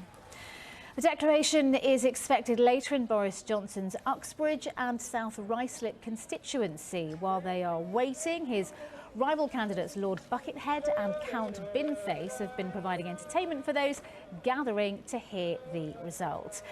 And while you're watching us, you can get more information from BBC News online. Our live page has all the latest results as they come in and real-time analysis from the experts. Follow it all live on our website and the BBC News app. Now it's back to election 2019.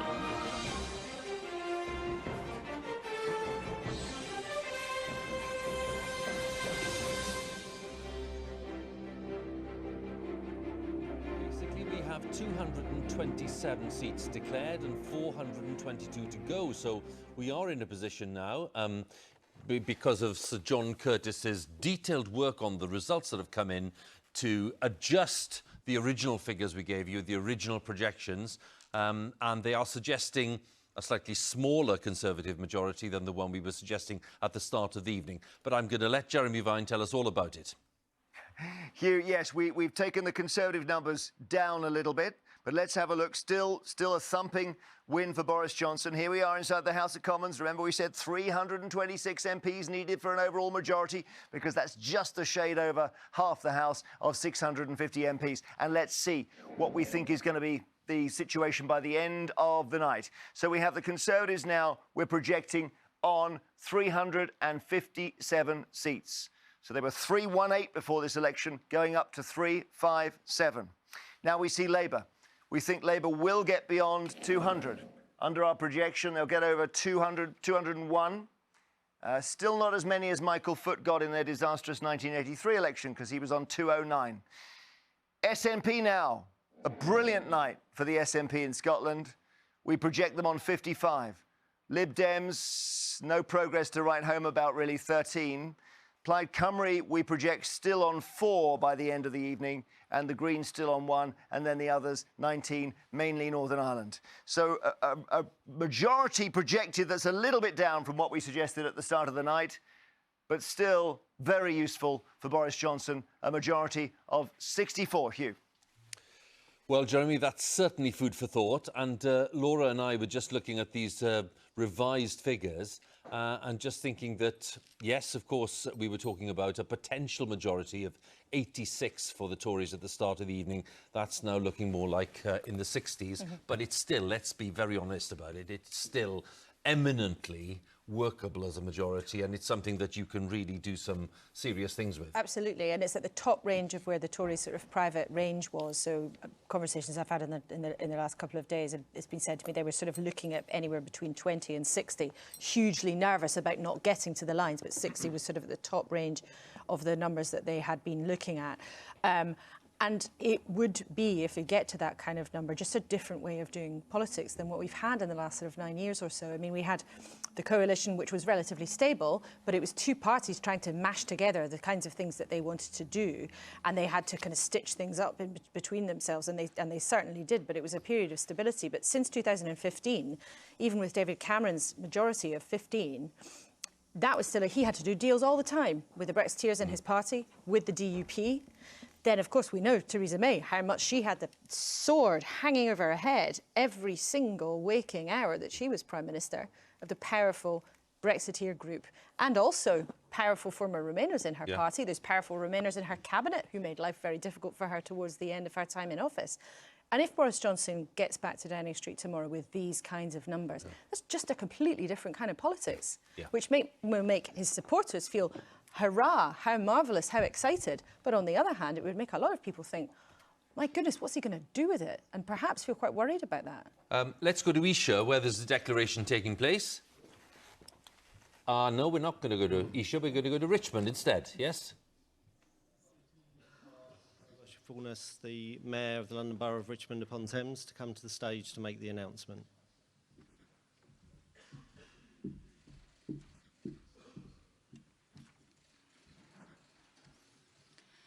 I, Councillor Nancy Baldwin, being the returning officer for the Richmond Park constituency, declare that the total number of votes given to each candidate is as follows.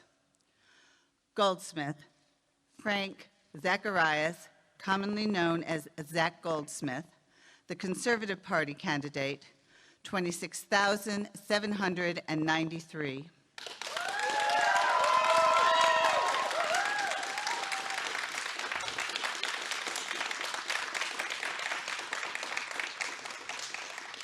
Keane Sandra Gay, Labour Party, 3,407.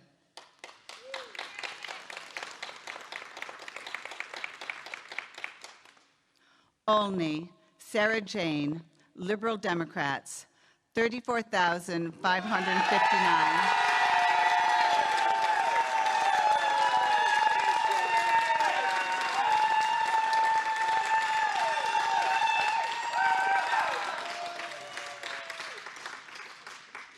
Olney Sarah Jane, Liberal Democrats, 34,559. Shaw Caroline Teresa, Independent, 247. Usher John Richard, Independent, 61. The total number of ballot papers rejected was 173. The reasons for rejection were... Well, as the returning officer goes through some of the logistics there, that is a remarkable result when you look at the size of the vote that the Lib Dems have garnered there in Richmond Park.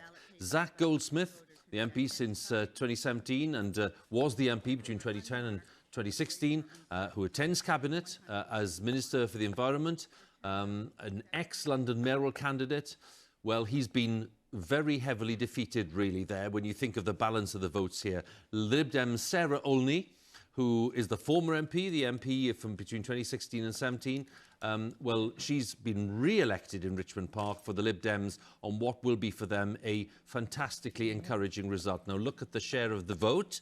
If you just see how strongly the Lib Dems have performed in this part of southwest London, a very affluent part of southwest London, 53% of the votes to the Lib Dems, 41% to the Tories, which means that the Lib Dems have put on 8 percentage points since 2017, and the Tories are down 4, and Labour are down 4. So a very interesting, just a balance of the votes there when you look at the swing from the Conservatives to the Lib Dems of 6%.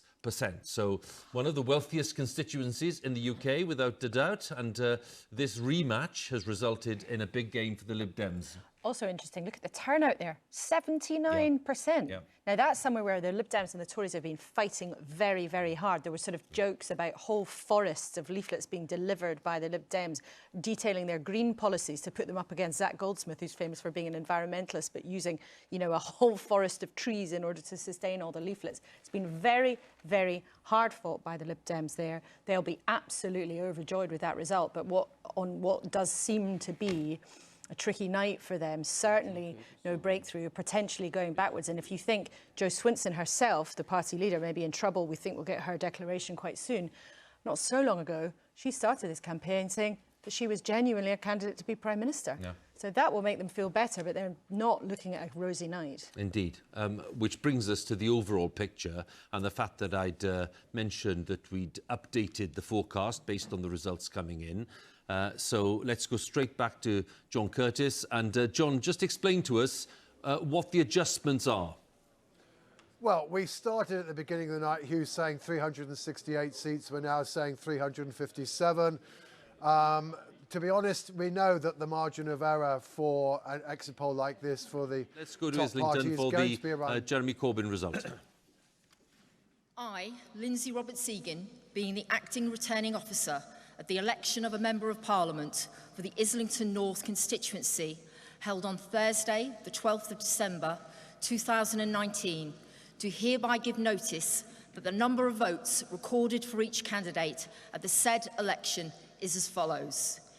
Nicholas Charles Ellsworth de Elves, known as Nick the Incredible Flying Brick, the official Monster Raving Loony Party, 236. James Clark, Conservative and Unionist Party, 5,483. Jeremy Bernard Corbyn, Labour Party, 34,603.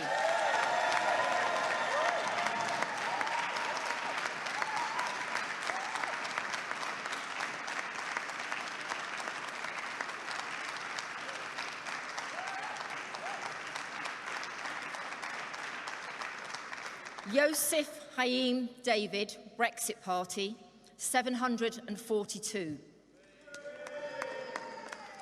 Caroline Russell, Green Party, 4,326.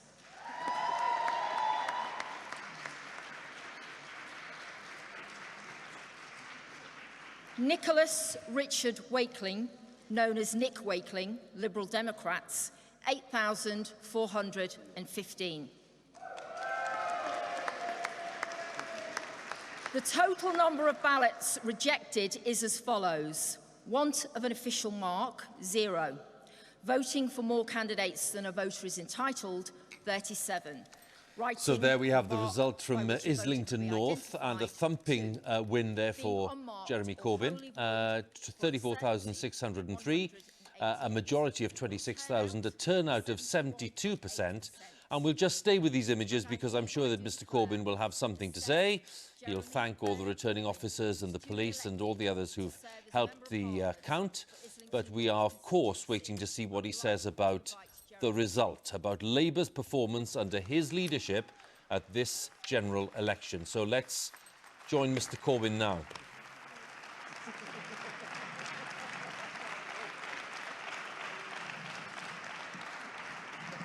Thank you. Could I start by saying a huge thank you to the returning officer and all the staff and the police that have ensured a fair and democratic election has taken place today. And also to congratulate and thank my fellow candidates for their participation in this election. And also a very heartfelt thanks to the people of Islington North for electing me again for the 10th time to represent Islington North in Parliament. I'm very, very proud to do so, and I've learned so much from the people of Islington North, and it's my pride and my pleasure to continue to be their representative in Parliament.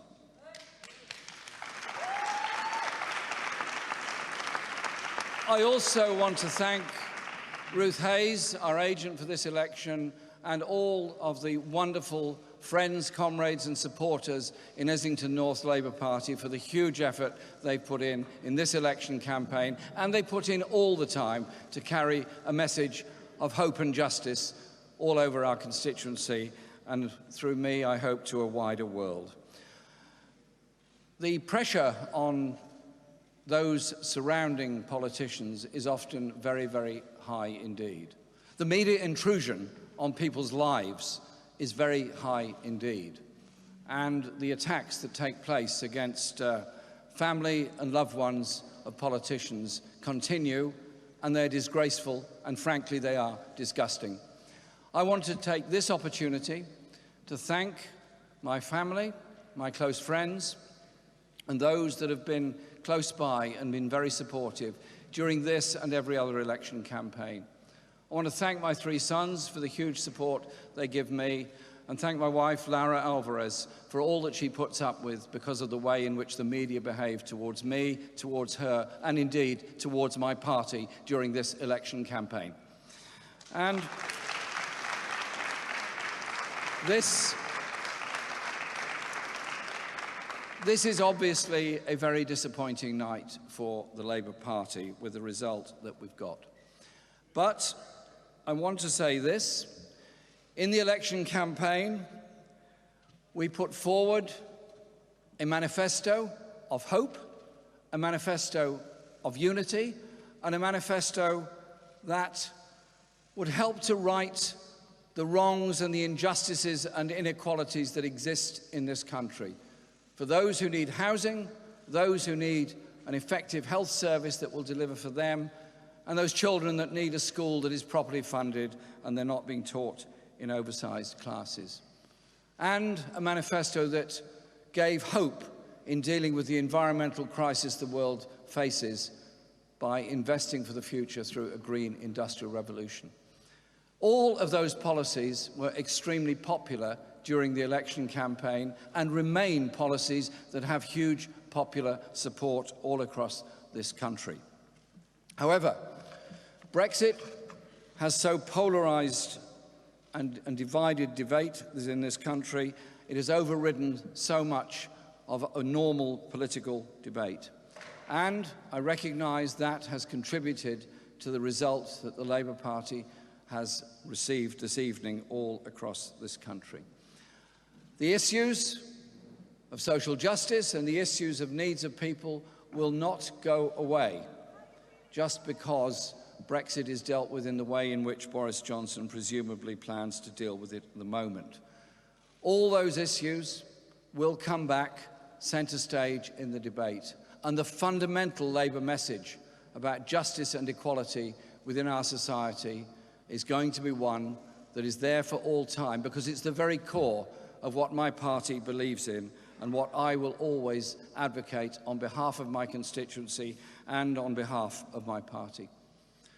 I want to also make it clear that I will not lead the party in any future general election campaign. I will discuss with our party to ensure there is a process now of reflection on this result and on the policies that the party will take going forward. And I will lead the party during that period to ensure that discussion takes place and we move on into the future.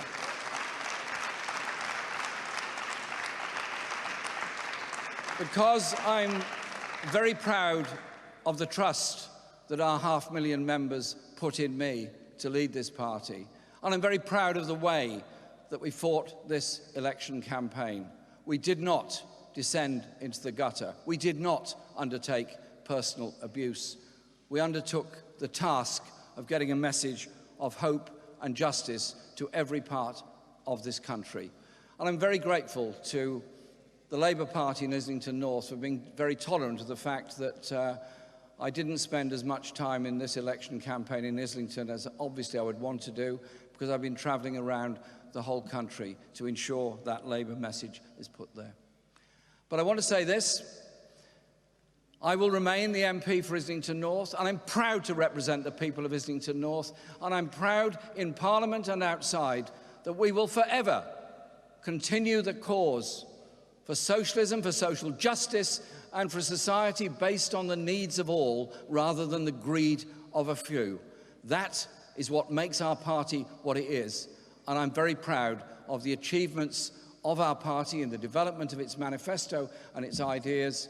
And I tell you what, those ideas and those principles are eternal, and they will be there for all time. I thank the people of Islington North once again for putting their faith and trust in me.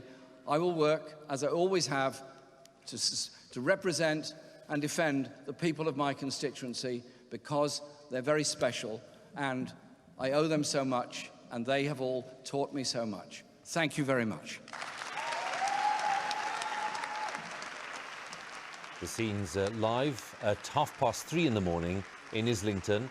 Jeremy Corbyn, the Labour leader, acknowledging that it is a very disappointing night for his party, announcing that he won't be leading Labour into any future general election, but then saying that he would stay on for the time being to lead the party in what he called a process of reflection, a reflection on the result and how to lead the party forward. So we won't see Jeremy Corbyn, according to that version of events, resigning anytime soon. But that's something that we can discuss with our guests in the studio, and indeed with Hilary Benn, the senior Labour figure who joins us now from Leeds. Mr. Benn, a very good morning to you. Thanks for waiting to talk to us. I'm hoping... Good morning, Hugh. Thank you. I'm hoping that you heard the party leader speaking there. Can I have your response, first of all, to Labour's performance tonight?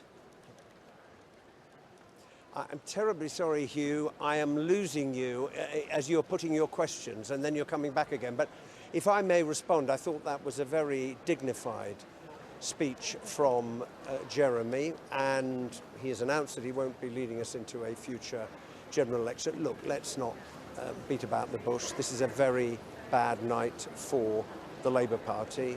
It's a result that will come as a great disappointment to all of the thousands of members and supporters who have campaigned so hard, the people for whom our message of hope and change for the better was so attractive. But we didn't win, we lost, and we again have to reflect on that defeat. But I'm sure we will return at some point in the future, because Boris Johnson's going to have a very difficult time as Prime Minister, I can tell you that.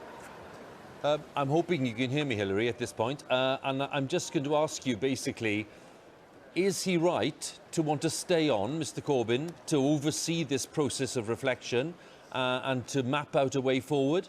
Or would you think that this kind of result would demand his immediate resignation, or at least within the next few days?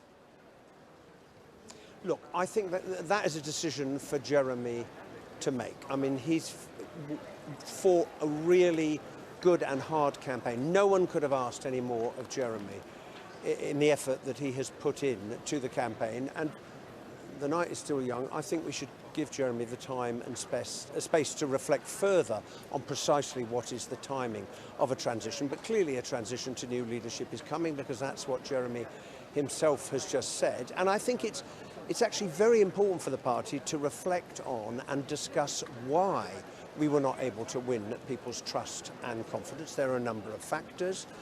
In this election, Brexit was clearly one. I had too many conversations, and other Labour candidates will say the same, with people who opened the door and said, I've always been a later voter, but I'm afraid I'm not going to be voting Labour this time. And in order to move forward and decide what form the new leadership is going to take, we've got to understand why we've suffered such a bad defeat here tonight. And I hope that process will be able to start soon.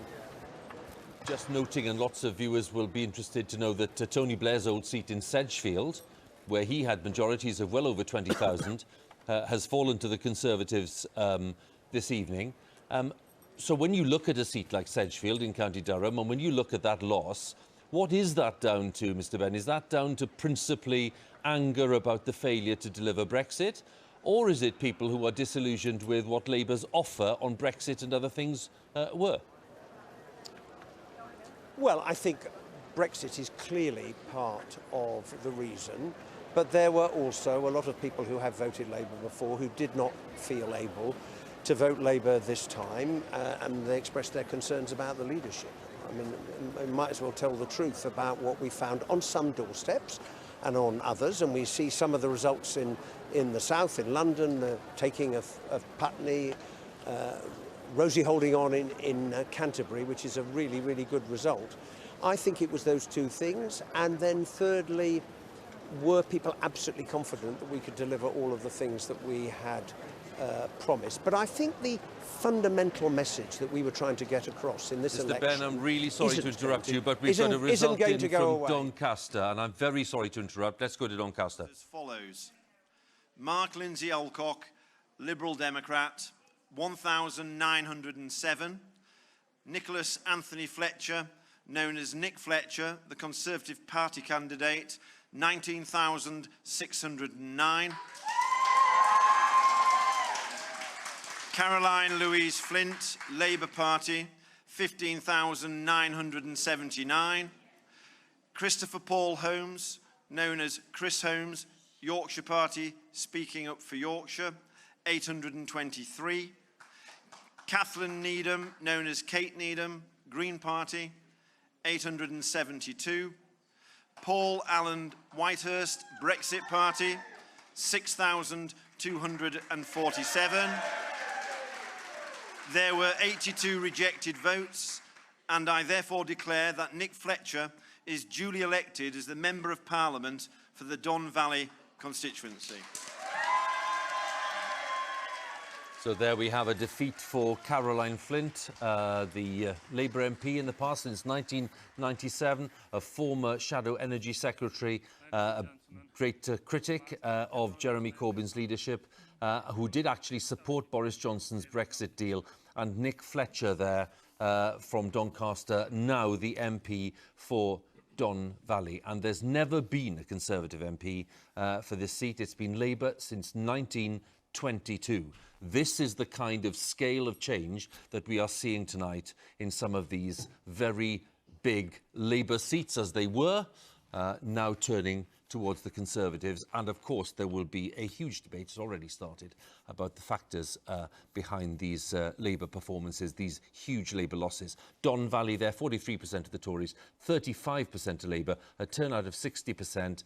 You know, this is not a small majority, it's 3,500 plus, and we see that the Labour vote there dropping by 18 percentage points. Brexit Party vote, look at that, that's interesting, up 14. The Tories barely moving, even though they gained the seat. Their percentage share actually just went up by 1%, so the Brexit Party clearly had a big effect there too. A 9.6% swing in Don Valley, and Caroline Flint no longer the MP there. That is a Conservative MP for the first time ever representing this seat in South Yorkshire, which is another result that we should reflect on. But at the moment, why don't we get some reaction to what's been going on from the Foreign Secretary, and he's talking to Andrew. He is indeed, and he's still held his seat. Let's go to Surrey, to the leafy suburbs of Esher and Walton. We're joined by the Foreign Secretary, Dominic Raab. Dominic Raab, you had a majority of over 23,000 2 years ago. It's now under 3,000 on a night of huge Tory victory. Why did so many people desert you? Well, if you look at the vote share, it's 49%. My vote was 31,000, upwards of 31,000. It was just shy of 4,000 less than I secured last time. The story here was the collapse of the Labour vote and obviously some tactical voting. But look, I'm proud that in a very difficult campaign to be returned, and we've got a chance now to move the country forward if the results go our way following the exit poll this evening, and I think break the uncertainty and the logjam that we've had and move the country forward. And that's what people in this constituency voted for. It felt a little bit like a referendum because of the way, I know, because of the way the tactical voting went. But at the end of the day, we secured half of the vote share, and that gives us a very strong mandate, both locally but also with the results which appear to be going our way this evening, to not just deliver Brexit but also the positive agenda that the Prime Minister has set out. But your majority was slashed, dramatically slashed, and it used to be that seats like Esher, where these were the seats on which Tory majorities were built. You counted the votes and then you just weighed them, there were so many. Now you look more, your seat is more the past of the Tory party. The new Tory party is gaining majorities in the north, not in the home counties. You're losing seats in the London area. So maybe your kind of seat is no longer the future for the Tory party.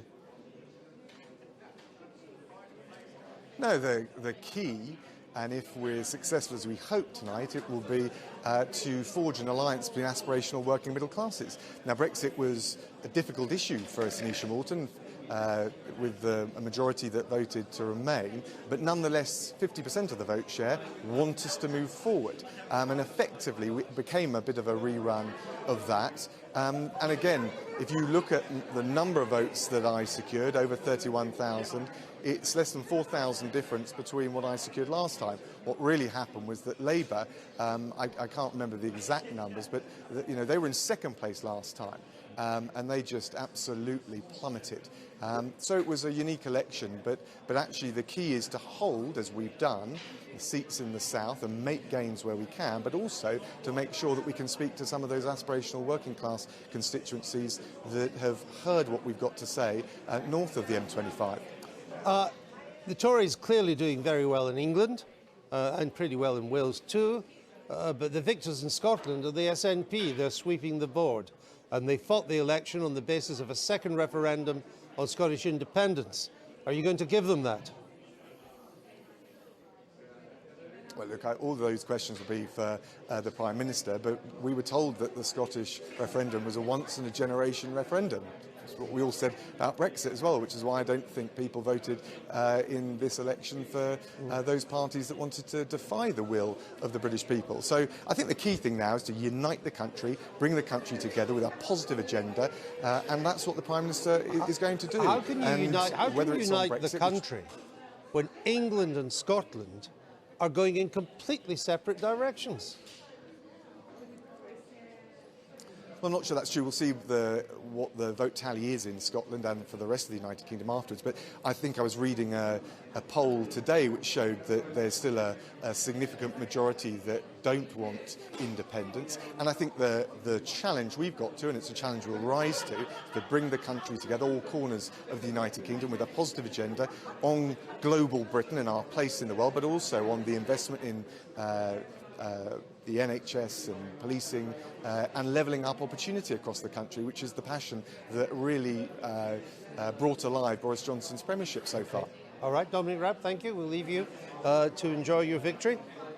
There in Esher, I'm joined now by two experienced political strategists, Tim Montgomery, Social Affairs Advisor to 10 Downing Street, Tom Baldwin, People's Vote campaigner, former advisor to Ed Miliband in 2015. So no People's Vote, no Remain. It's finished. Well, I mean, I think what you're going to see over the next few weeks and months is Boris Johnson going to have to try to keep... We're going straight to Uxbridge, where the Prime Minister's seat is, and let's join the returning officer. Is as follows. Harvey Jonathan David, commonly known as Count Binface, Independent, 69. Hughes David Stephen, commonly known as Lord Buckethead, the official Monster Raving Loony Party, 125. Burke Norma, Independent, 22. Courtney Jeffrey Dennis, UK Independence Party, 283. Humphreys Joanne Ilone, Liberal Democrats to Stop Brexit, 3,026. Johnson Alexander Boris de Pfeffel, commonly known as Boris Johnson, the Conservative Party candidate, 25,000.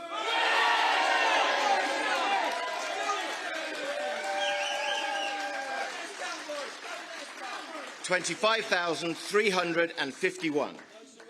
Keir Mark Allen, Green Party, 1,090. Milani Ali Reza, Labour Party, 18,141.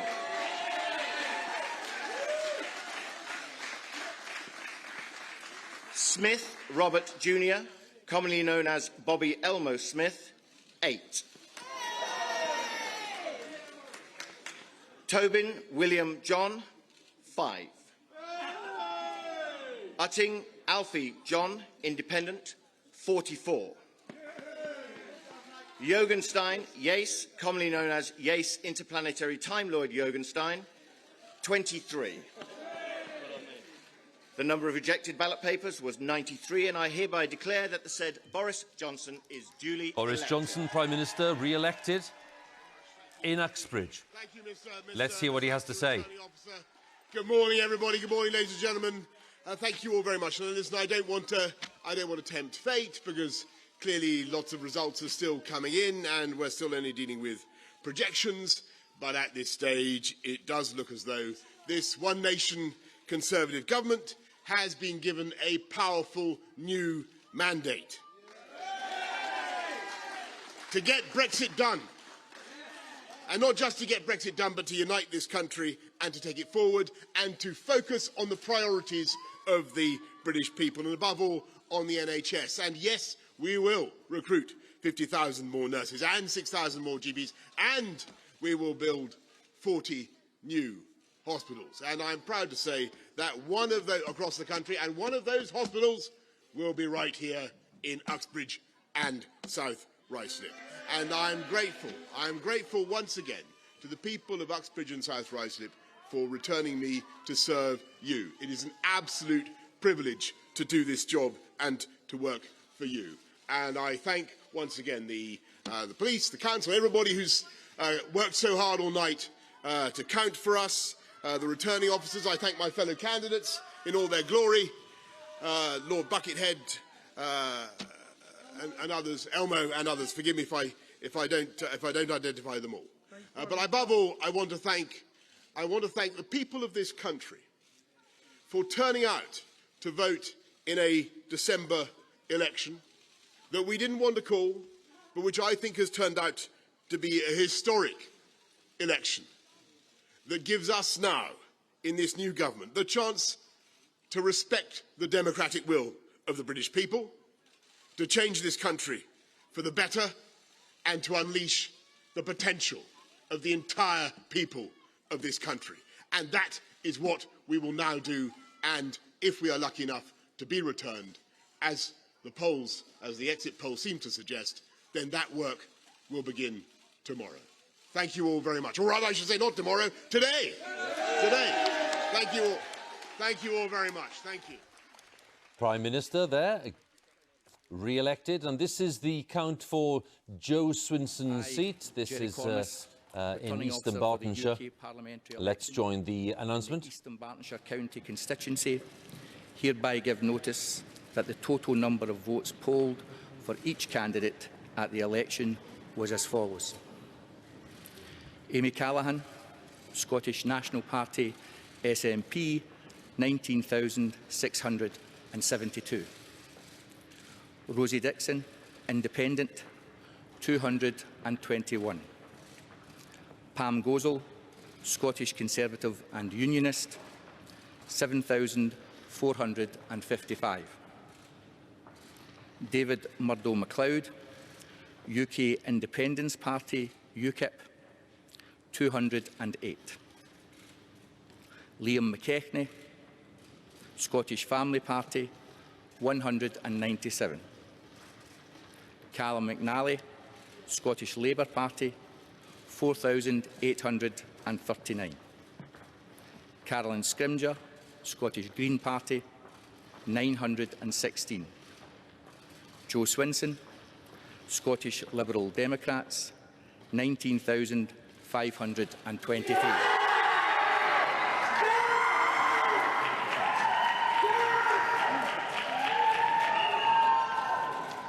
And I declare that Amy Callaghan is elected to serve in the United Kingdom Parliament as the member for the Eastern Bartonshire County constituency.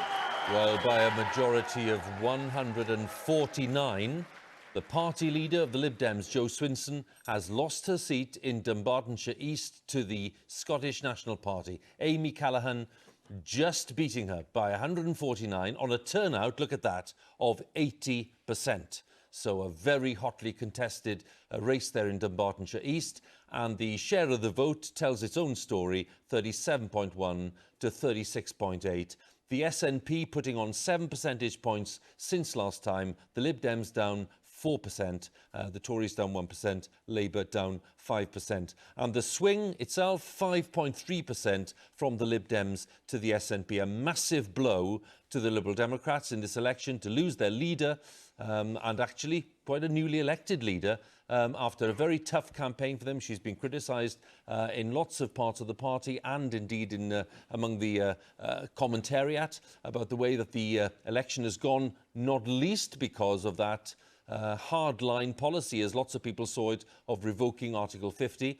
Well, Jo Swinson has lost her seat. Now, Martha Carney is at the count for us at Bishopbriggs. Martha, what do you make of that?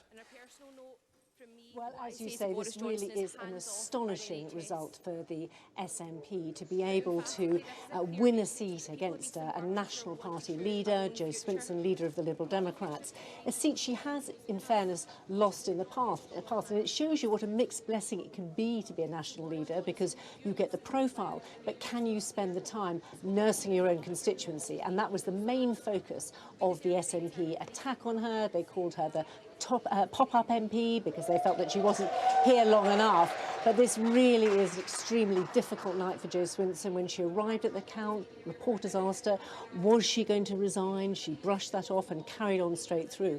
But given what's been happening to her party nationally, to lose her own seat on top of this, it really must be a devastating result for her.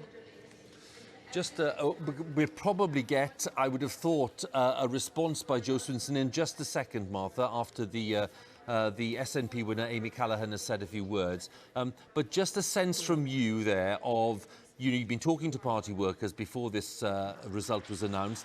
Did they think that they just about got there? Did Jo Swinson's team think that they just about got the result they wanted? Well, this, I'm just thinking about their mood before this result was announced.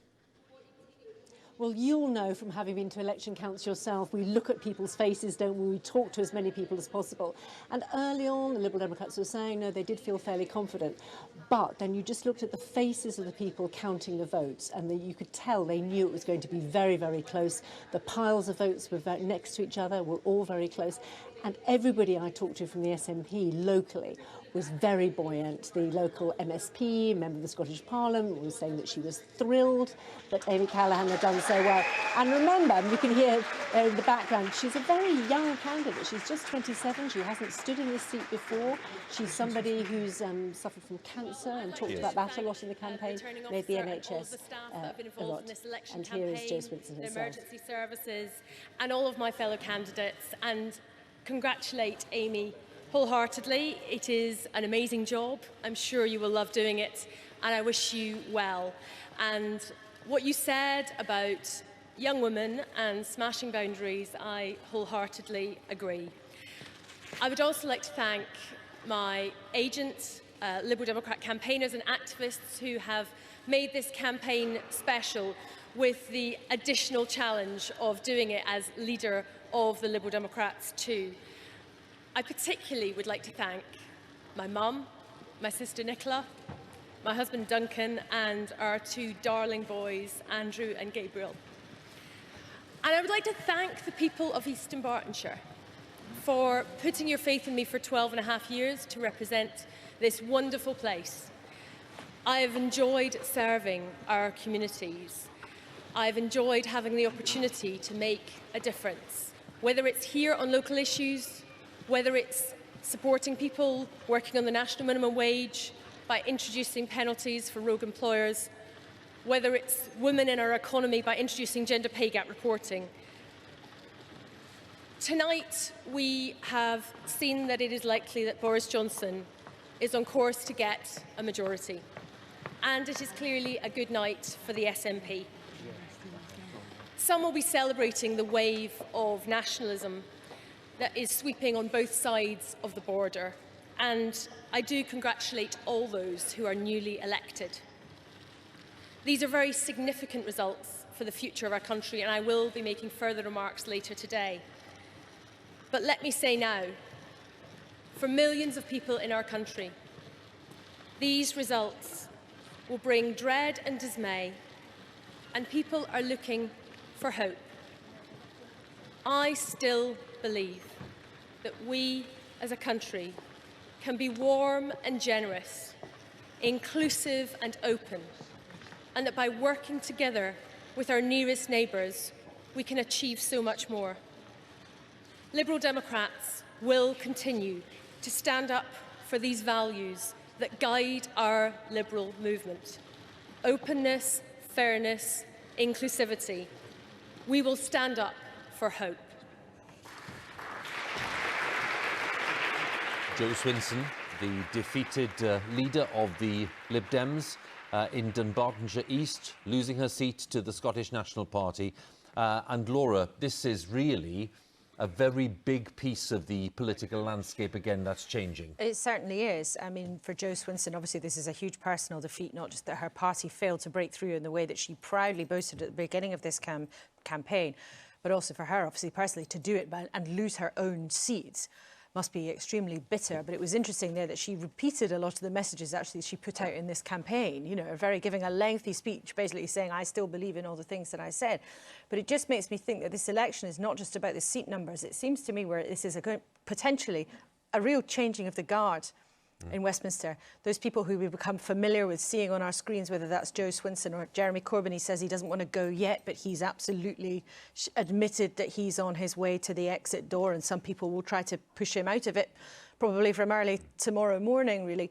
Also, Nigel Dodds, the Westminster DUP leader going, and countless other prominent Labour MPs who've been part of the landscape for a long time. And this is, in that way, in terms of the personalities, really shaping up to be a very transformative election.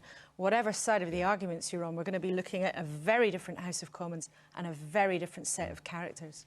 Well, having seen that defeat for Jo Swinson, it's not all dreadful news for the Lib Dems, because they have gained St Albans. Just seen the result there. The Lib Dems' Daisy Cooper has actually gained that from the Conservatives and Maine in second place. A majority of 6,000 plus on a turnout of 78%. So just noting that very briefly, because you know, that is a good Lib Dem gain in a part of the country that, of course, was strongly Remain. 62% Remain to 37% Leave. So a swing there of 11% from Conservative to Lib Dem. Lots of things happening, and we have lots of guests waiting patiently to speak. Rachel Sylvester and Paul Mason are with me. I'm going to say very quick, I would just want a quick thought at this point, and we'll come back and talk. So where are we, Rachel? Where do you think, what is your sense of this size of Tory majority, and were you expecting it?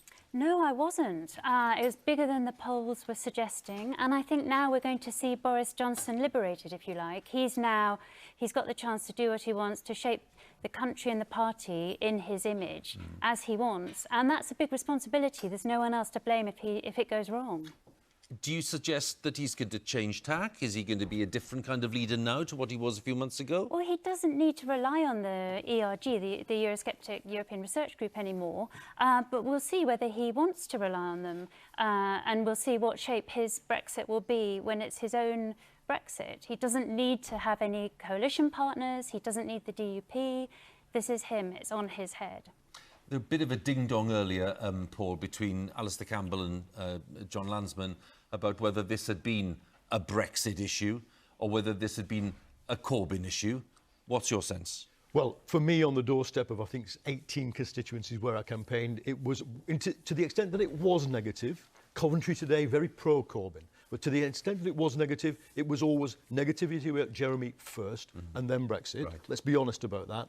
I'm proud of Jeremy for standing up to the vilification he's received, for dragging us onto a green climate agenda, and for fighting a hard Brexit. To us, this is an attack on the working class, devastated in places like Lee, where I come from, by Thatcherism, now to be devastated by a xenophobic, racist, deregulationist campaign. We were right to resist it, but we've paid the price for doing so. So in somewhere like Lee, which you know very well, I'm just, by the way, the car is the Prime Minister's car going back to Downing Street from Uxbridge. That's just speeding through North London. The point is, Paul, in somewhere like Lee, you say that it's the working class, it's working people who have suffered in the past from the kind of policies that you've been very critical of.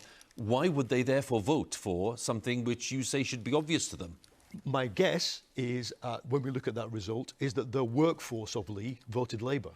Wow. The ex-workforce of Lee, ex-miners, ex-cotton spinners, have voted for Brexit. Right. There is a cultural disaffinity towards Labour, its leader, its values among those people, and we need to try and win them back. But we are not going to win them back when somebody comes up to you on the high street and says, let's deport all Romanian migrants at 4 a.m. and their children. We're not going to win them back by giving in to that. What happens next, given that Mr Corbyn has said that he wants to stay on while there is a debate about the future of the party, and that he wants to lead a period of reflection? Can he credibly do that? I think he had the right position, but the strategy was wrong. The strategy for fighting the whole election has been badly executed. And I think that he can't really lead the period of reflection. And whether he wants to or not, there will be, both from the right of the party and I think also from the left, people who are prepared to say, look, I'd quite like to lead the period of reflection. Right. And I think that it's likely that if he hasn't stood down by the middle of next week, there will be a leadership contest underway. Interesting. And Rachel, just a thought from you on, now that we see the Prime Minister speeding back to Downing Street, where he's bought himself several years there with this majority that we're expecting, can we expect tomorrow? Can we expect a statement from the Prime Minister in Downing Street on the kind of tone that he wants to set? He talked about unifying the country, which we all acknowledge has been deeply divided. There's no reason to suggest it's not still deeply divided this morning. What does he need to do? Is he going to reach out in a way that maybe he hasn't reached out in the past? I think the really interesting question is what he means now by one nation. Right. And that's a very different kind of one nation to the Tory party that somebody like Nick Soames means as one nation. He's now talking about those former Labour heartlands in the so-called Red Wall. Those are now what he means by one nation Conservative constituencies, and that means very different policies, much less, you know, patrician, less perhaps liberal, less kind of metropolitan liberal, more tough on immigration and crime, and public spending. A lot of money needs to go into it. I think he's going to have to press ahead very quickly with trying to get his Brexit legislation through. It'll be interesting to see how that works out. And indeed, you know, the concept of one nation, if you're sitting in Scotland seeing the SNP piling up all these seats, you know, the concept of one nation, if it's a UK context, is clearly for them a nonsense. And so, also, you know, what kind of one nation are we talking about? We're seeing the Remain areas swinging to the Lib Dems, Scotland swinging to the SNP. This is still a deeply divided nation, and Boris Johnson so far hasn't shown really any signs of understanding that. He seems to be behaving like an English nationalist Prime Minister. Let's go to Andrew Marr, who's in Uxbridge. And Andrew, we heard the Prime Minister. What did you make of what he had to say? Well, very, very interesting. He arrived in a kind of human tornado with his girlfriend Carrie Simmons and their dog, made his speech and then left very quickly, taking no questions. But what was interesting from what he said was, first of all, the way he's rebranding his party. He doesn't talk about the Conservative Party, he talks about the One Nation Conservatives, and he went straight into talking about more money for the NHS, more money for nurses and doctors and so forth. And I think that begins to answer the question we've been asking all evening about what kind of Boris Johnson government are we likely to see, or what kind he would like us to see. So that was very interesting, first of all. I think Boris Johnson is now unfettered. Everybody's looking at him through their own lenses. A lot of his own MPs don't quite know what they're going to get. But the indications tonight are that he wants to tack a bit towards the centre and, crossing fingers and guessing, to a slightly softer kind of Brexit. Andrew, thank you very much. Andrew Marr there for us with some latest thoughts in Uxbridge, where the Prime Minister was re-elected, and he's now on his way back to possibly, we think, Laura, Central Office, Conservative Central Office. I think at some point, sooner rather than later, he would turn up at Tory HQ, no doubt, to be greeted glowingly by his staff there, but perhaps he's going to pop back to Downing Street on the way, but who knows. But I thought it was fascinating hearing that speech, how quickly, actually, he wanted to move on to say, yes, I do want to get Brexit done, as he's promised to do out this campaign, and then move on to the health service was the first thing that he mentioned. And as I understand it, I think that is what we can expect this new government to try to do, is to get through the Brexit legislation so they can leave on schedule at the end of January, which will, of course, more than 3.5 years on, be the conclusion only of the first part of Brexit, but an enormous junction for the country. And then after that, I think it's likely we'll see some kind of big domestic reset with a dramatic reshuffle and a big budget, sort of February, March time. But I think from him mentioning the NHS and all those other domestic promises he made during the campaign, however much they were picked over and criticised and maybe not quite what they said on paper, it's clear, I think, how you can see he is going to try to move this Conservative Party. And they've run that kind of campaign, haven't they? Promising to ease off the spending squeeze, which has been so real for people around the country. And essentially, that was the challenge for the Conservatives, to try to win these kinds of seats, is could they get round the fact that they were perfectly well aware that there are millions of people around the country whose fabric of their lives has been changed, often for the worse, by the decisions of the last 9 years of Conservative governments. And that is what they've managed to do, against many people's odds. Laura, thanks very much.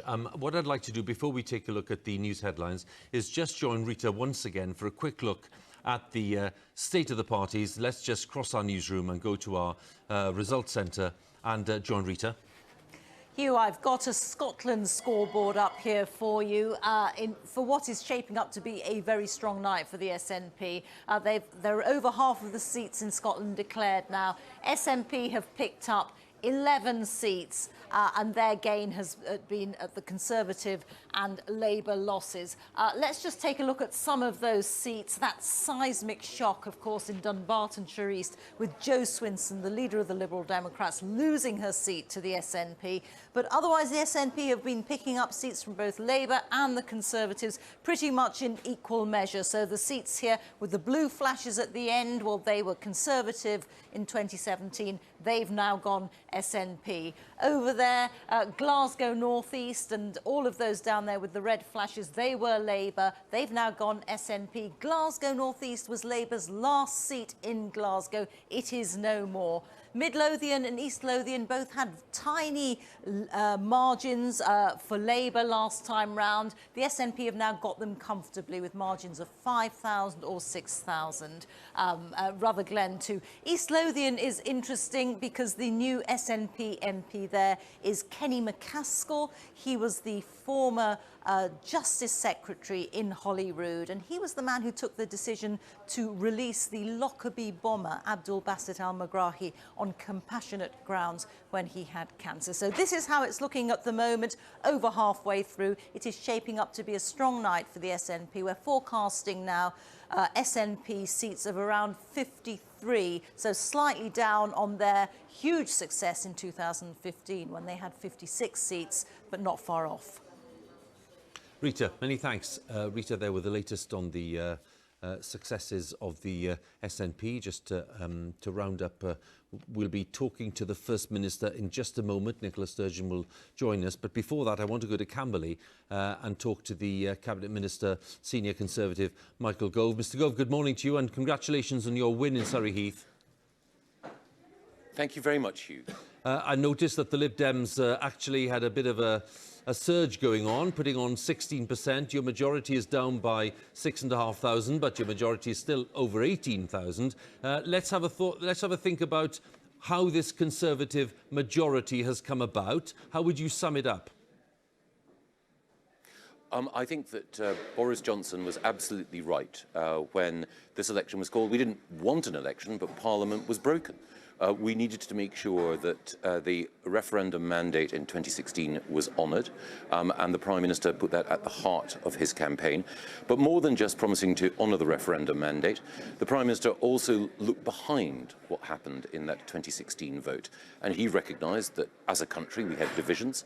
In parts of the North and Midlands you had parts of our country which had been overlooked and undervalued. And in particular, it was the case that we needed to make sure that we had appropriate investment in skills and in infrastructure to ensure that we could more equally spread economic growth and prosperity across this country. And that will be the mission of this Conservative government, not just to honour that Brexit mandate, to take us out of the European Union and into the world, but also to ensure that the divisions that the referendum result revealed rather than created, that those divisions in our society can be healed. There is a very high expectation now, isn't there, that in many of those deprived areas, the former Labour seats where you have taken those seats tonight, there'll be a high expectation that you will put policies in place which will convince people that you do understand what the problems raised by austerity are and what they've been through over the last 10 years. Are you confident you can do that? Yes, I think the Prime Minister's analysis from the moment that he took office was absolutely correct, that we do need to recognise that after some difficult decisions that had to be taken in order to get our economy back in balance, now is the time for investment in critical public services.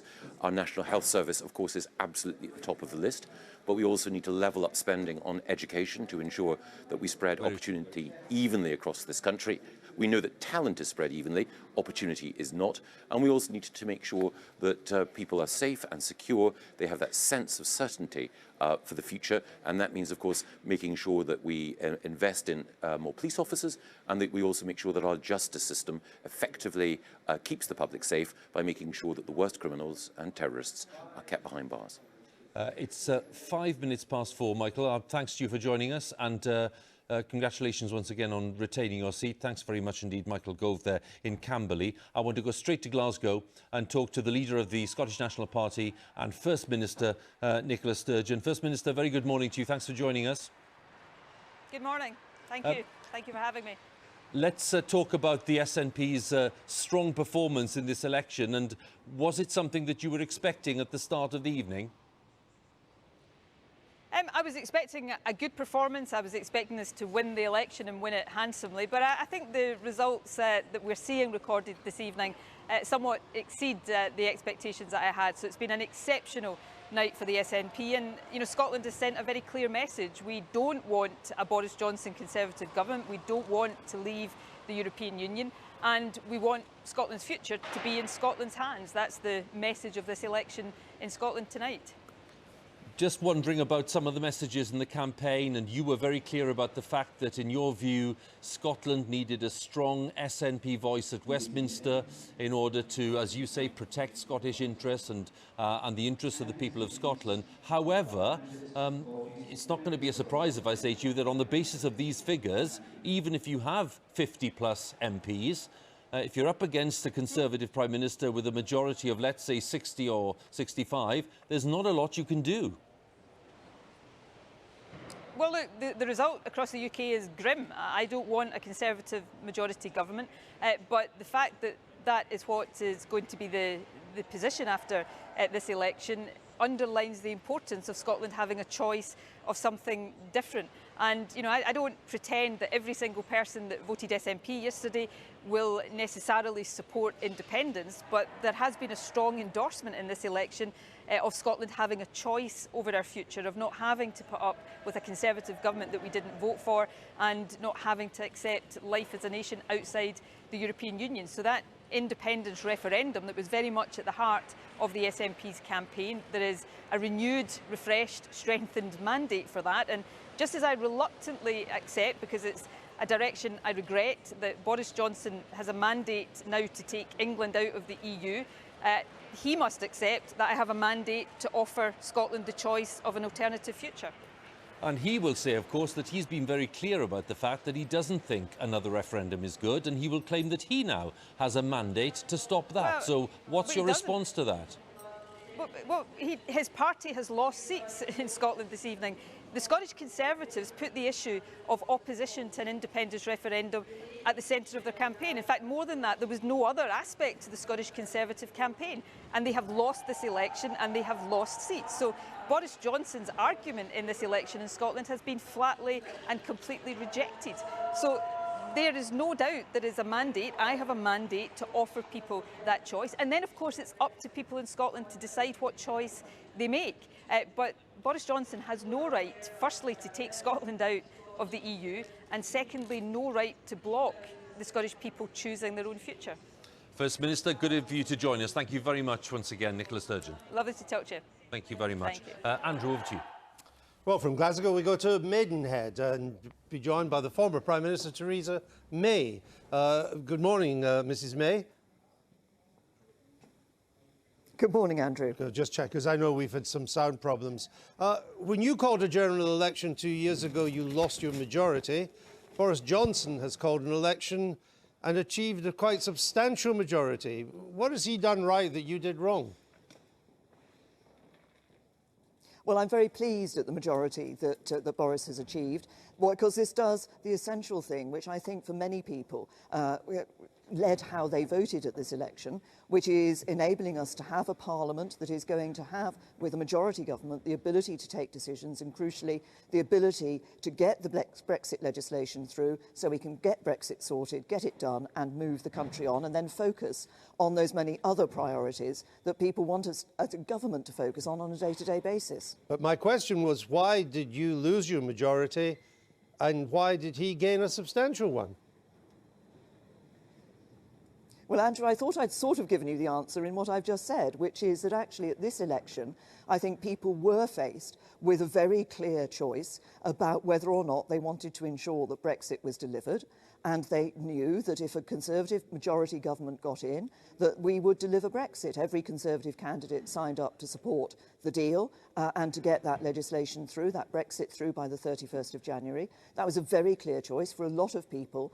This election was about ensuring that we could get over this deadlock in Parliament and could actually get Brexit done and move on. Is it realistic in your view that Mr Johnson can negotiate a comprehensive free trade deal with the EU in 11 months? Yes, because actually an awful lot of work on that has already been done. It was done in the original set of negotiations. It's in the political declaration that sits alongside the withdrawal agreement that will form, obviously, the core of the withdrawal agreement bill that will be before Parliament. So a lot of work has already been done, and with the will on both sides to ensure that we can now deliver on that future relationship, the negotiation on the future relationship, yes, it is possible. The Scottish National Party are the other big victors tonight. They have swept Scotland on a manifesto calling for a second Scottish referendum. How would you advise the Prime Minister to handle that? Well, I think it's very simple. I would advise him to continue taking the position that he has done, which was the position that I took, which is that the Scottish National Party themselves said in 2014 that that referendum about Scottish independence was a once-in-a-generation, indeed a once-in-a-lifetime referendum, and therefore they should accept that result. And of course we all know that it is in Scotland's economic interest for them to be part of the United Kingdom. But in that Scottish referendum in 2014, people like you also told the Scots that the surest way of staying inside the European Union was to remain in the United Kingdom.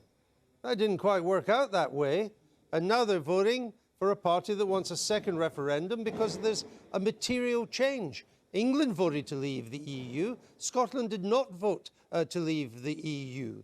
So why should you deny them a second referendum?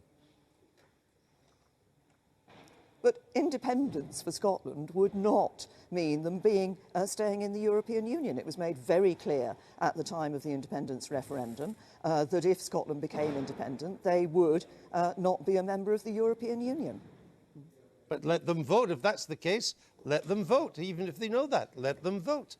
I mean, Scotland and England are now deeply divided. You cannot have a constitutional standoff and simply say, no, you can't have another vote. You know, as Prime Minister, I have spent quite a time in the House of Commons being questioned by the SNP, and they had one issue only, and it was about independence. Actually, if you look at what has happened in Scotland, where they are in government, their education system has deteriorated under the SNP in government. They have problems with their National Health Service. Actually, I think it's time the SNP focused on the day-to-day issues, on the job of governing in Scotland, and stop simply putting this single issue of independence forward. OK, well, they still swept Scotland tonight, but we'll leave it there. Theresa May, thank you for joining us from Maidenhead and your constituencies there. Theresa May was returned with a reduced majority in Maidenhead. Let's come back to my patient guests who've been here. Let me come back to you, Tom Baldwin. Coming back on the Remain theme, the most Remain party in this election, the Liberal Democrats, are getting nowhere overall. Their leader has just lost a seat. There'll be no people's vote, which is what you've been campaigning for. And Mr. Johnson has a majority to take us out of the EU. He's got a majority in Parliament. I don't believe he's got a majority in the country for his hard Brexit. What does he have to do? People voted for a referendum in 2016 to leave. They've given a government that has campaigned explicitly on leave a huge majority. What else do you need? Well, you need the permission of the British people, which he do you think they've just done? No. He wouldn't dare do that. He wouldn't put his deal to the British people and people's vote. Instead of that, he held a general election. He exploited a divided opposition. He ducked an interview with you, and he ducked an opportunity to win permission from the British people for his hard Brexit. I mean, people will listen to you and think you're in cloud cuckoo land. You lose, you lose, you lose. But you still say, oh, he hasn't really got a mandate to do this. Look, I think what we're going to see over the next few weeks and months is Boris Johnson trying to fulfil the many contradictory promises he's made for his Brexit policy. I think, if it comes under the scrutiny, maybe if he has the courage to sit down with you can ask him some questions for once. Yeah, I'm not the story here. The story you were, briefly. The story is that you lost. Yeah, and you've lost badly. Yeah, you keep on losing, and the people have voted again, and therefore it is, whether you like it or not, it's another issue. It's time to leave. Look, no one's pretending that this is a good night for campaigners for a final say referendum. But the fact there remains, won't be a referendum. There won't be a people's vote now. It's over. Not now. I agree. I mean, you've been ripping yourselves apart anyway. Didn't you get fired from it? Yeah, I think one of the big questions you could ask about what happened in this general election campaign is why Roland Rudd decided to disable the most successful and biggest people's vote campaign because on the day the election was called. Tim Montgomery, there's a lot of constituencies that have been traditionally Labour have now voted Conservative, some for the first time or for several generations. Are the Conservatives really equipped to deal with these constituencies? In other words, to give them hope, to make sure that they're not left behind anymore? Because I would suggest, if you're not, there'll be a terrible reckoning. Yep, and we must rise to the challenge, because this isn't just a British phenomenon. We saw the Australian Conservatives recently elected on the votes of traditionally Labour parts of Queensland. We've seen Pennsylvania in America trend towards the Republicans. The whole electoral geography of the world is changing in advanced nations. But you're in Downing Street, and you'll be advising. What will you be telling Mr. Johnson he needs to do to fulfil these people have now put some faith in him? What does he need to do to fulfil that faith? I think it's building on what the Tory manifesto explicitly said. It's when there is room for tax cuts, the tax cuts go to the low paid, like on national insurance, not on higher income thresholds. It means infrastructure investment. In the North and the Midlands. Absolutely. We have got a terrible weakness and division in infrastructure quality in the UK at the moment. And do you think a Prime Minister from Eton and Oxford understands that?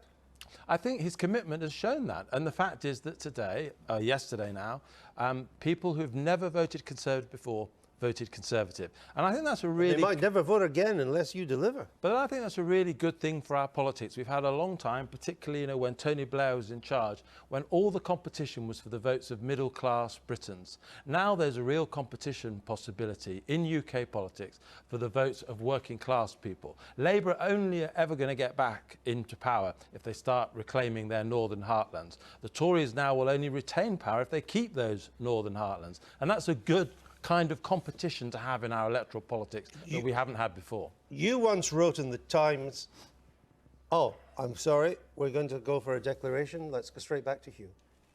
Thanks, Andrew. Yes, to Brighton Pavilion. Let's join the returning officer. 10,176.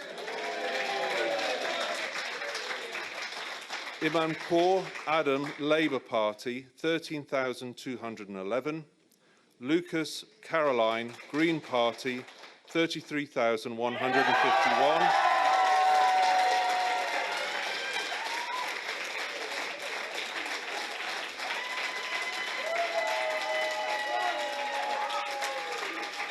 Milton Richard, Brexit Party, 770. Squiff Citizen, the official monster-raving loony party, 301. The number of ballot papers rejected was as follows. Voting for more than permitted number, 16. Unmarked or uncertain, 142. Brighton Pavilion constituency turnout was 73.56%. And I declare that Caroline Lucas is duly elected as a Member of Parliament for the Brighton Caroline Pavilion Lucas, the MP here since 2010, the first Green MP, former co-leader of the Green Party, re-elected with a big majority. Let's see what she has to say.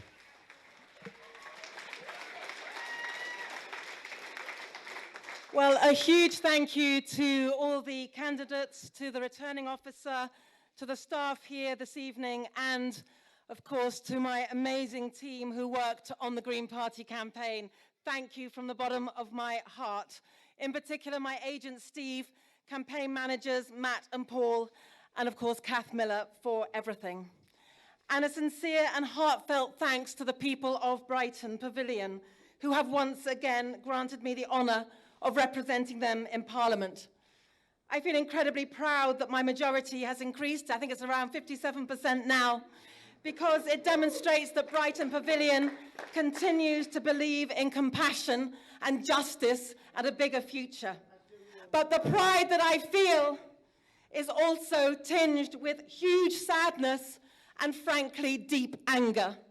Sadness that so many people who desperately need a progressive government on their side won't get the social justice that they need, the living wage, the good public services, and the security they need to build a future. And this election wasn't even necessary. It should not have had to happen. Parliament was on the brink of supporting a people's vote on Brexit, and 2 out of your 3 MPs proudly voted against it and warned about the dangers that it would bring. We warned that it would tear this country further apart, and that is what I fear will happen. The status quo in this country is intolerable. The inequality is yawning ever wider, and we are now on course for it to become wider still. And that brings me to the anger that I feel, anger that our political system is so badly broken and is still letting down individuals and our country so badly. Our electoral system is rotten to the core. And as I've travelled around the country, I have met so many people who wanted to vote Green, but they could not dare to do so for fear of splitting the vote and letting other parties in. Now, there should have been many more Greens elected tonight if there was justice. I think it is also worth pointing out tonight that nationally, if you look at where the vote share is right now, those parties supporting a People's Vote campaign have got over 50% of the result. Let us not forget that tonight, my friends. But instead, we have this rotten first-past-the-post system that is locking out millions and ignoring their voices. And we're now paying Caroline the price Lucas for that, there, and it's our making children a forceful and rather angry statement there to the people at the Count in Brighton, that's Brighton Pavilion, about the nature of the electoral system as she sees it, and about the fact that lots of people will be unrepresented, those who need protection, she says, in the years ahead. That is her take on the result, and the result, of course, is that we are looking at a fairly solid Conservative majority at the end of this election. 500 results already in at 23 minutes past 4, 150 to go, including Stoke-on-Trent. That'll be with us in a short while. Let's have a look. Let's have a look to see what's going on there. And in Stoke-on-Trent Central, here's the result. Officer, do hereby give notice that the number of votes recorded for each candidate at the said election is as follows.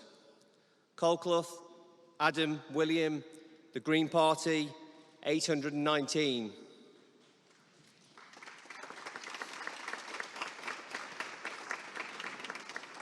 Gideon, Joanna Mary, commonly known as Jo, the Conservative Party candidate, 14,557.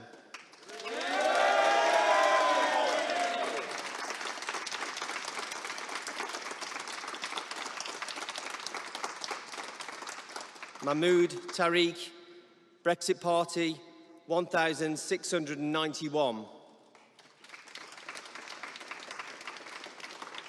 Pritchard Stephen James, Liberal Democrats, 1,116. Snell Gareth Craig, Labour and Cooperative Party, 13,887.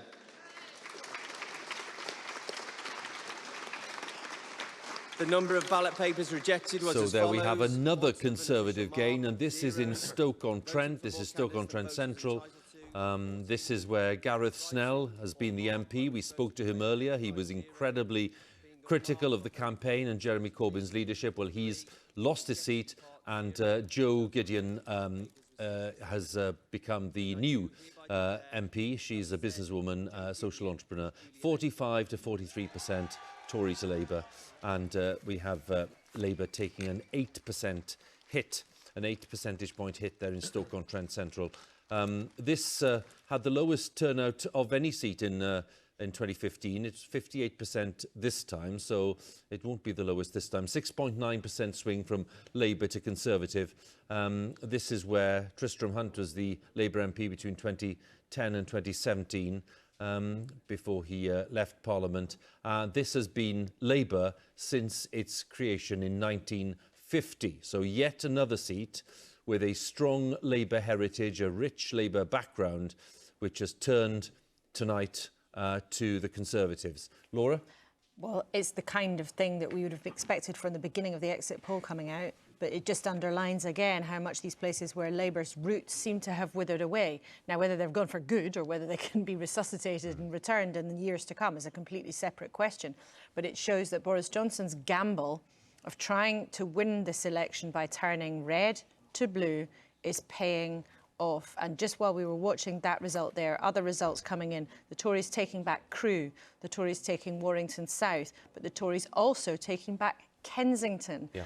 And if you like, you could sum up the extent of this Conservative victory by saying the Tories have won in Warrington and they've won in Blythe Valley. But they've also won in Kensington. Look at Kensington. Look at the result there, because you mentioned that, Laura, and the Conservatives have gained, or regained, if you like, Kensington. Emma Dent-Coad, who won that back in 2017. This is the seat which includes Grenfell Tower. There's been a huge political controversy after that tragedy. Well, the Conservatives are back in charge of Kensington. This is the seat once represented by Michael Portillo and Sir Malcolm Rifkind and Alan Clark and other prominent Conservatives. Well, it's now gone back to the Tories, 38.3 to 38%, very close, a majority of 150. I mean, there's nothing in it, really, on a turnout of 68%. And if we look at the change in the share of the vote, we'll see that the Tories are down 4, Labour's down 4, and the Lib Dems up 9. Now, this is something we've seen again.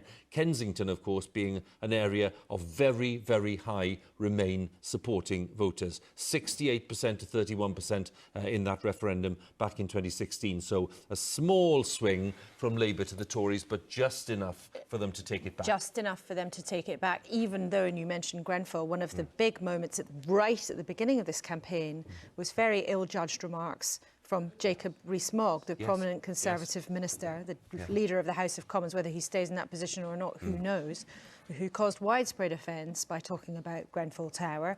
And yet the Conservatives have hung on there, despite also a very strong challenge from the Lib Dems. They were pouring effort and energy into there because it was a former Conservative minister, Sam Gyimah, who was fighting that seat on behalf of them. And that talks really to a wider thing that we've seen tonight. In places where people were either defectors standing or independents standing, Anna Soubry, Dominic Grieve, or those Lib Dem defectors, not so far successful. I'm going to go to Doncaster, where Caroline Flint is waiting patiently to talk to us. Caroline, good morning. Thanks very much for joining us. Well, tell us what went wrong for Labour from your perspective. Well, I think there was two fronts I was fighting on. One front was the fact that so many of my voters could not and did not want to support Jeremy Corbyn to be Prime Minister.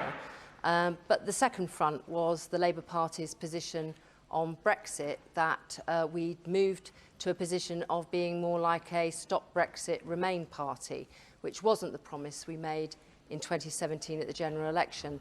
And despite, on the doorsteps, people would say, we really like you, Caroline, we really respect what you've done, but those were the two challenges that came up time and time again. When we heard Mr Corbyn earlier, Caroline, he was saying, look, I won't be leading the party into another election, but I do want to remain to oversee a period of reflection and to see how the party goes forward. What would your message to Mr Corbyn be? Well, I would agree that the party has to have a period of reflection. I mean, I think the problem for the Labour Party is that, this is the fourth general election we've lost in a row. We didn't have a proper period of reflection after 2010, neither in 2015 or in 2017. So our party is very good at having reviews, but they end up being a bit of a whitewash, and then we get hurtled into a leadership contest. I think Jeremy Corbyn has to recognise it's not just about him per se. It's about the politics that he espouses, the nature of the political debate that he has encouraged. And to be quite frank, I haven't seen such sectarianism since I joined the Labour Party back in 1979 that erupted in the 80s.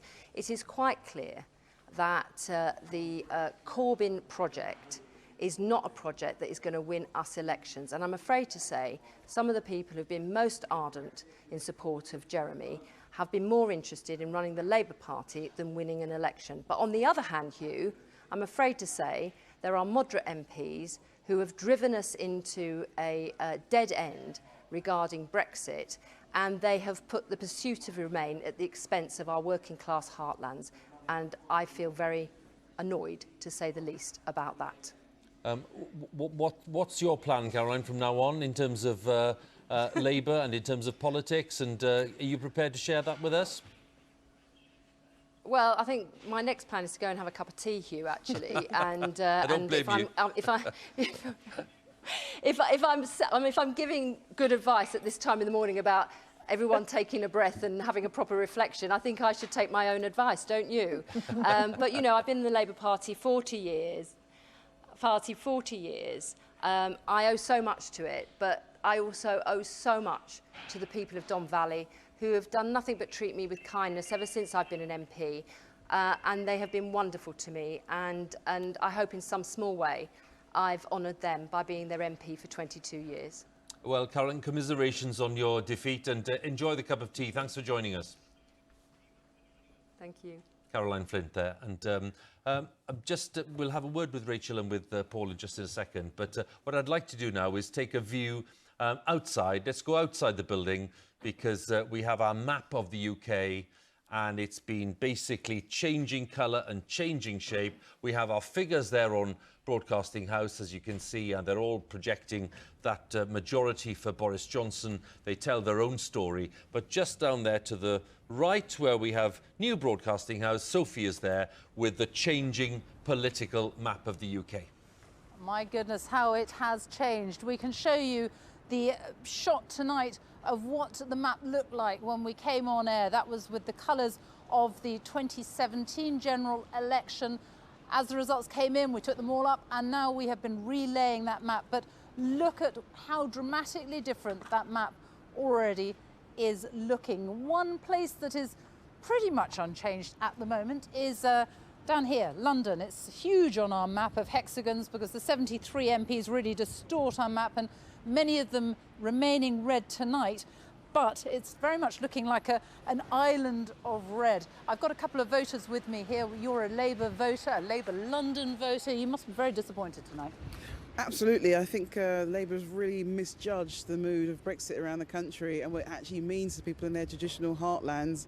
As you can see, they've really just only broken through in London, which was a safe bet in the first place. And you're a Liberal Democrat voter. I am. The Lib Dems have taken a big seat, Richmond Park, here in London, but they've lost their leader. I think that the taking of Richmond Park is hugely important in signifying that Lib Dems still have a significance in the forward-moving of politics. I think that overall it's been a dismal night for the Lib Dems, and I think we need to look for a new leader, as, you know, evidently shown. What did Lib Dems do wrong? I think when it came down to it, it was a failure of leadership. I think that it rests more with Jo Swinson than it does with our Brexit policy. I think that as a leader and in her personality, she didn't connect with voters enough. OK, well, let's just take you across England and northeast Wales here, which has all those marginal seats which have just gone blue. And it is really striking just how much has changed. We were talking earlier about the red wall. Well, that has been breached. In fact, if you come up here into the northwest of England, there's literally a path now, a blue path from the west coast all the way over into the east coast, past Yorkshire. And I've got a voter from Yorkshire. You're from Halifax, a Conservative voter, Yep. a delighted Conservative voter. Very much so, yeah. I mean, it's been a fantastic night. I mean, obviously, the majority is far exceeding what I expected. It's especially fantastic to see so many sort of seats in the north, in Yorkshire, in the north east and elsewhere, flip from red to blue, because I think that fundamentally the Labour Party's taken the north for granted for far too long. But that is the extraordinary thing watching this tonight, is the seats that some of them had huge majorities, Labour majorities, that have just gone. Yeah, indeed, and I think it's largely down to the Brexit issue, because obviously the north, all three regions, Yorkshire, the north west and the north east, voted overwhelmingly to leave, but we've had so many Labour MPs that refused to respect that result, and I think that's ultimately the sort of democratic justice coming back to bite them, because those constituents, their fears haven't gone away, their desire to leave the EU hasn't gone away, but it hasn't been enacted either. So I think that's the evidence here of democratic justice in action. Thank you very much. And just another big change as well. This is very much like it was in 2015 when we watched Scotland go yellow. Well, that is happening all over again. Obviously, Jo Swinson losing her seat, a big story there. I've got a voter here from Stirling with me now. Your reaction, you want independence, you voted SNP, your reaction to the results tonight? Well, it's always a difficult night because Scotland votes one way, England votes another. And we can see with all this blue, that's not what we want. We want our independence, we want a left of centre government, and we want to be in the EU. Are you going to get it with all that blue? If voting means anything, it must. OK, well, thank you very much. So, as you can see, this map really changing shape in front of our eyes, and that huge swathe, that red wall, is definitely being breached. Well, indeed, Sophie, thanks very much. Thanks to your guests as well. There was a notable contribution earlier, wasn't there, from someone saying, look, you know, this is all about the Conservative Party trying to prove, and now proving, they say, that they are the party of the working class, given the inroads they've made to lots of these Labour areas. What would be the response, Paul, to that? Well, look, there is the small-town working class, which I think Labour is clearly culturally disconnected from, but there is the big city working class and the Scottish working class, which has voted for progressive parties. I think that one of the most interesting things I'm observing as the results come through is that, yes, it's been a terrible night for left Labourism, but centrism has kind of evaporated. There is no Joe Swinson, there is no Sam Gyimah, there is no Anna Soubry. In fact, many of the people who left Labour think it's only, 8 months ago that politics was broken and the independent group was the answer. Yeah. It's gone. Yeah, that's fizzled out, hasn't it, really? Thoughts, Rachel, on where, you know, at the end of this kind of section of the evening, where are we? It's 20 to 5 in the morning. We've had 540 results in, 110 to go, so we are well on the way now towards the finishing line, and we're looking at a majority for the Tories of around 60, which is less than we said earlier, but it's still a pretty hefty majority. What do you expect to happen now in the next, let's say the next week? Let's just concentrate on a week, shall we? Will we get a Queen's speech? Will we get the withdrawal bill being put through the Commons? I mean, what do you expect? I think we'll get the withdrawal bill being put through, possibly a Queen's speech too. I think probably the reshuffle will be delayed until after the Brexit stuff has been put through. But I think the interesting question is this a sort of permanent political earthquake? Right. Or are these voters in the so-called Red Wall lending their votes to the Conservative Party just to get Brexit done? Is that your sense? And once that's over, as focus groups I sat through, people were saying, we don't like those Conservatives, we still think they're Tories, but we want to get Brexit done. We think Boris Johnson's the man to do it, but once that's done, we'll go back to our traditional loyalties. And that's the interesting question. It depends surely who Labour's new leader is. Well, exactly. Can Boris Johnson persuade them that he really is for them? And also, can Labour move on, not just from Jeremy Corbyn, but from Corbynism? I think some of the messages that have been coming out from, including from Jeremy Corbyn, blaming only Brexit, I think there's a failure to recognise the scale of the problem the hard left and the Labour Party has revealed about itself. If you were asked directly, Paul, who you think the next Labour leader will be, what would you say? Well, I would say in response to that, I mean, for many months now, Corbynism has been less than the sum of its parts. It includes people like me who would describe myself as an open, pro-European, internationalist left, and it includes lots of people who are economic nationalists. We've had that fight, and it's that fight that has, I think, distracted us from the key things. Now, the person to take over needs to be a person of stature, because there's very little of this of the right wing of the party left. Gareth Snell, Ruth Smith, gone.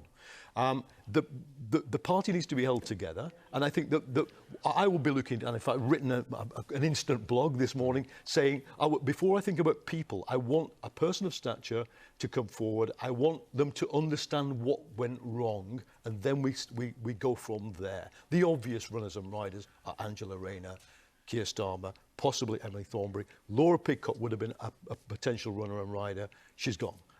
Rebecca Long-Bailey is someone, I think, favoured by the Corbyn setup. I'm not sure she's particularly favoured by the membership. It's been great to have you both with us. Thank you very much. And Rachel and Paul, we'll see what happens right at the end of the results, but it's good to have your analysis. Thank you very much indeed. Right, where are we? We are looking at... We're looking at Kensington, where we saw that seat going back to the Conservatives, and Lucy Manning is there for us. So let's have a word with Lucy and ask Lucy how it panned out and what the response was there, Lucy. Well, rather an interesting evening. This was England's most marginal seat, with just 20 votes in it from the last election. It did seem for most of the evening that it was going to go Labour's way, and certainly the Labour camp were feeling confident. Emma Dent-Cote thought she'd done enough to get this seat. But then an hour and a half ago, there was a recount, and it seemed that the Tories were ahead, and the Tories have taken this seat. And it's important because it seemed that Labour's vote was potentially holding up in London, but that hasn't happened in this seat. And I think you can look at this seat and say this is a big failure of the Remain alliance, because this was a massive Remain seat. 70% voted Remain in the referendum, yet the Tories, with candidate Felicity Buchan, who voted Leave, has won this seat. And some real recriminations at the end here. There was a high-profile, the Lib Dem defector, Sam Gyimah, who defected from the Tory party. He stood in this seat. And that Remain vote split between the Labour and the Lib Dems. And when the vote was announced here, a number of Labour activists were shouting and heckling at Sam Gyimah, shouting shame, shame at him because this seat has gone to the Tories. So I think a real failure of the Remain alliance here. The Tories taking this London seat by just 150 votes after that first recount. I mean, remember, it is the seat that Grenfell, unfortunately, that tragedy happened in, and the Tories were criticised at the time for not doing enough, but the Tories have taken the seat here. If it's not too late in the morning for a little entertainment throwback, Bucks Fizz had a candidate standing here, Jay Alton, who was standing for the Brexit party. She was in Bucks Fizz, and certainly the voters here making their minds up and going for the Tories. Lucy, thank you very much. Lucy Manning, our special correspondent there, and with a touch of Bucks Fizz in there as well. Let's go straight to Stockport, because we're now talking about the big northwest of England region, and Nina Warhurst is our political editor in the northwest. And just a sense from you, Nina, of what the Conservatives have achieved in the northwest tonight. Yeah, it's really incredible, Hugh. I came to Stockport because this is where Hazel Grove is, this is where Cheadle is. Liberal Democrat seats that fell to the Conservatives in 2015, commuter belt, suburban, affluent, Remain voting, the kind of seats that the Liberal Democrats were hoping to win back during this election. That didn't happen. Privately, they were telling me before the votes came in that they thought the revoke message on the doorstep went down incredibly badly, that Joe Swinson didn't go down too well. But obviously the much, much bigger story in the northwest, in Greater Manchester and beyond, is that of the Conservative win in places like Lee, near Wigan, a mining town that has been Labour for 100 years, in places like Haywood and Middleton in North Manchester. These are places that are unimaginably Conservative before this election. But they're obviously places where they voted Leave, and the message is clear from those seats that there's no regrets in terms of how they voted in 2016. Similar messages in Blackpool, in Burnley, in Warrington. It's a real shock across the northwest that these seats have turned blue, many of them for the first time in their history. Just a thought at this point, Nina, about reasons, because we've had a bit of a debate in the studio, as you can imagine, certainly among Labour figures as well, about whether this was all about Brexit, anger about the failure to deliver it, or whether this was about a dislike of Jeremy Corbyn and the Labour leadership and what they were offering. What would you say? I think I've said throughout this campaign, Hugh, that people haven't necessarily voted for who they like the most, it's for who they dislike the least. And I think Brexit has played a part, but I think equally in lots of Labour heartlands, as was predicted before polling day, there are just lots of working class Labour voters who just do not feel that they connect with Jeremy Corbyn. That's exactly what has happened in those seats. Nina, good to talk to you. Thank you very much once again. Nina Warhurst, our political editor in the Northwest, and Nina was in Stockport. So let's talk about some of those Conservative gains, and let's cross over the newsroom here at New Broadcasting House and go straight to our results centre, and Reeta's there with some of the latest Conservative gains for us. Yes, to expand really on what Nina was talking about there, some really staggering gains that we're seeing in some seats here, seats you'd never thought would go Conservative. Sedgefield, where Tony Blair once had a 25,000 majority, that's gone blue. Great Grimsby, which has been Labour since the war, that's gone blue. West Bromwich East, that was Tom Watson's old seat. That's now Conservative. Durham North West, where Laura Pidcock has lost her seat. She was a rising star in the Labour Party. Some thought she might take over from Tom Watson as Deputy Leader. Well, she's no longer in the Commons. Ashfield, Gloria De Piero was standing down for Labour there. Her former office manager defected to the Conservatives and has now won her seat. And in Derby North, Chris Williamson, who was expelled from the party for anti-Semitism, well, he's not just lost the seat, but he's actually lost his deposit, and that's also become Conservative, as have those two Stoke-on-Trent seats. Let's just go into Great Grimsby and have a look at what's happened to the vote. So the new Conservative MP for Great Grimsby is Leah Nietzsche. And let's just take a look at the change in the share of the vote from 2017. Labour plummeting 17 points, the Conservatives up 13, the Brexit Party taking 7% of the share, and that is the enormous swing from Labour to Conservative, 15 points in Great Grimsby. So those are some of the extraordinary results that we've seen for the Conservatives, and that is the scoreboard as it stands now, with 562 of the seats declared, so well on the way to getting most of the seats declared. And you can see the picture there, the Conservatives on with a very handsome 41 gains, the opposite for Labour losing 53, a strong night for the SNP, quite the opposite for the Lib Dems, and the DUP also making 2 losses. Reeta, many thanks. What I want to do now is to take a look at Bassetlaw in Nottinghamshire. This is just one example, OK? We can talk about Ashfield and other places, but just look at these figures. This is a Conservative gain. This is where John Mann, the Labour MP, was standing down, Keir Morrison standing for Labour, but it's been taken by the Conservative Brendan Clark-Smith, a majority of 14,000 in Bassetlaw. You know, this is on a turnout of 64%. The Tories taking more than half the votes cast. So look at this, 55% to 28% to Labour, 11% to the Brexit Party, 7% to the Lib Dems. And if we look at the change, we'll see that the Tories added 12 percentage points to their share. Labour down a huge 25% on John Mann's own vote last time. And the swing, gosh, look at that. That's the biggest swing in any English constituency so far. That is a gigantic swing of 18% from Labour to the Conservatives. And the reason that I'm picking on Bassetlaw is not just because of the record swing, but because with me in the studio is John Mann, the former Labour MP, who's been sent into the House of Lords, invited into the House of Lords as the government's anti-Semitisms are. Good to have you with us, John. And Gina Miller, who is, of course, the prominent anti-Brexit campaigner. It's good to have you both with us. Thank you very much. Bassetlaw, which, of course, John, you know like the back of your hand, now is represented by a Conservative with a 14,000 majority on the biggest swing in England. What happened there? It's very simple, it's very predictable. The last 18 months, every single household, and I mean every household, said, we're not voting for Corbyn, or we don't want Corbyn, but we'll stick with Labour, one or other. Right. And in the last few days, I went into a few workplaces, and it was just unambiguous. Right.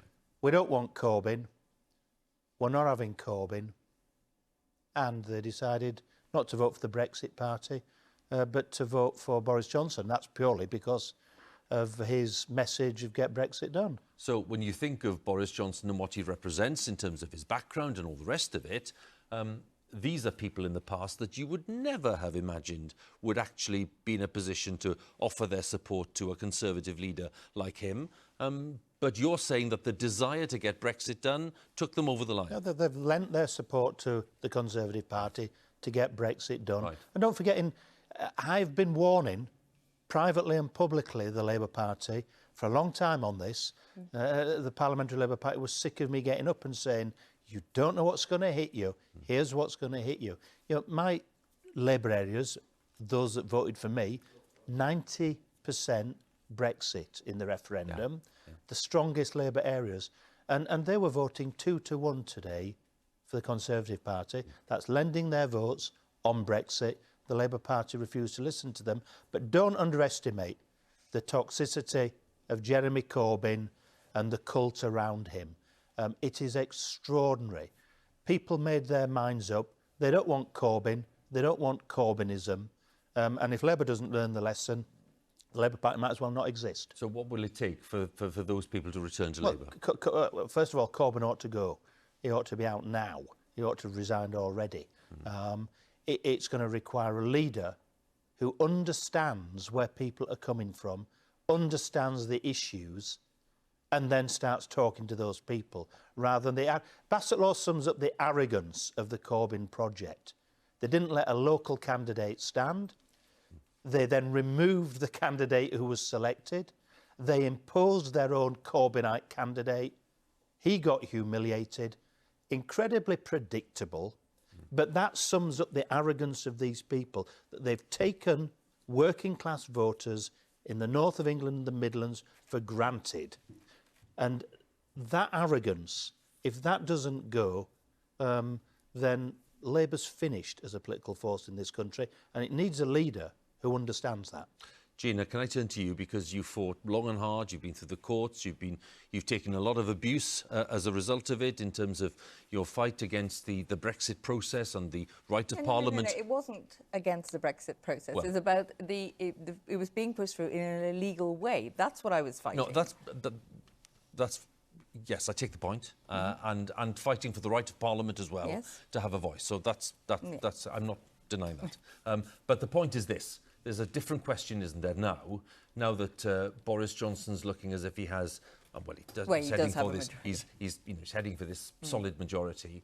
Are you now going to say to viewers that the campaigns that you've been leading have resulted in what? I mean, is that campaign over?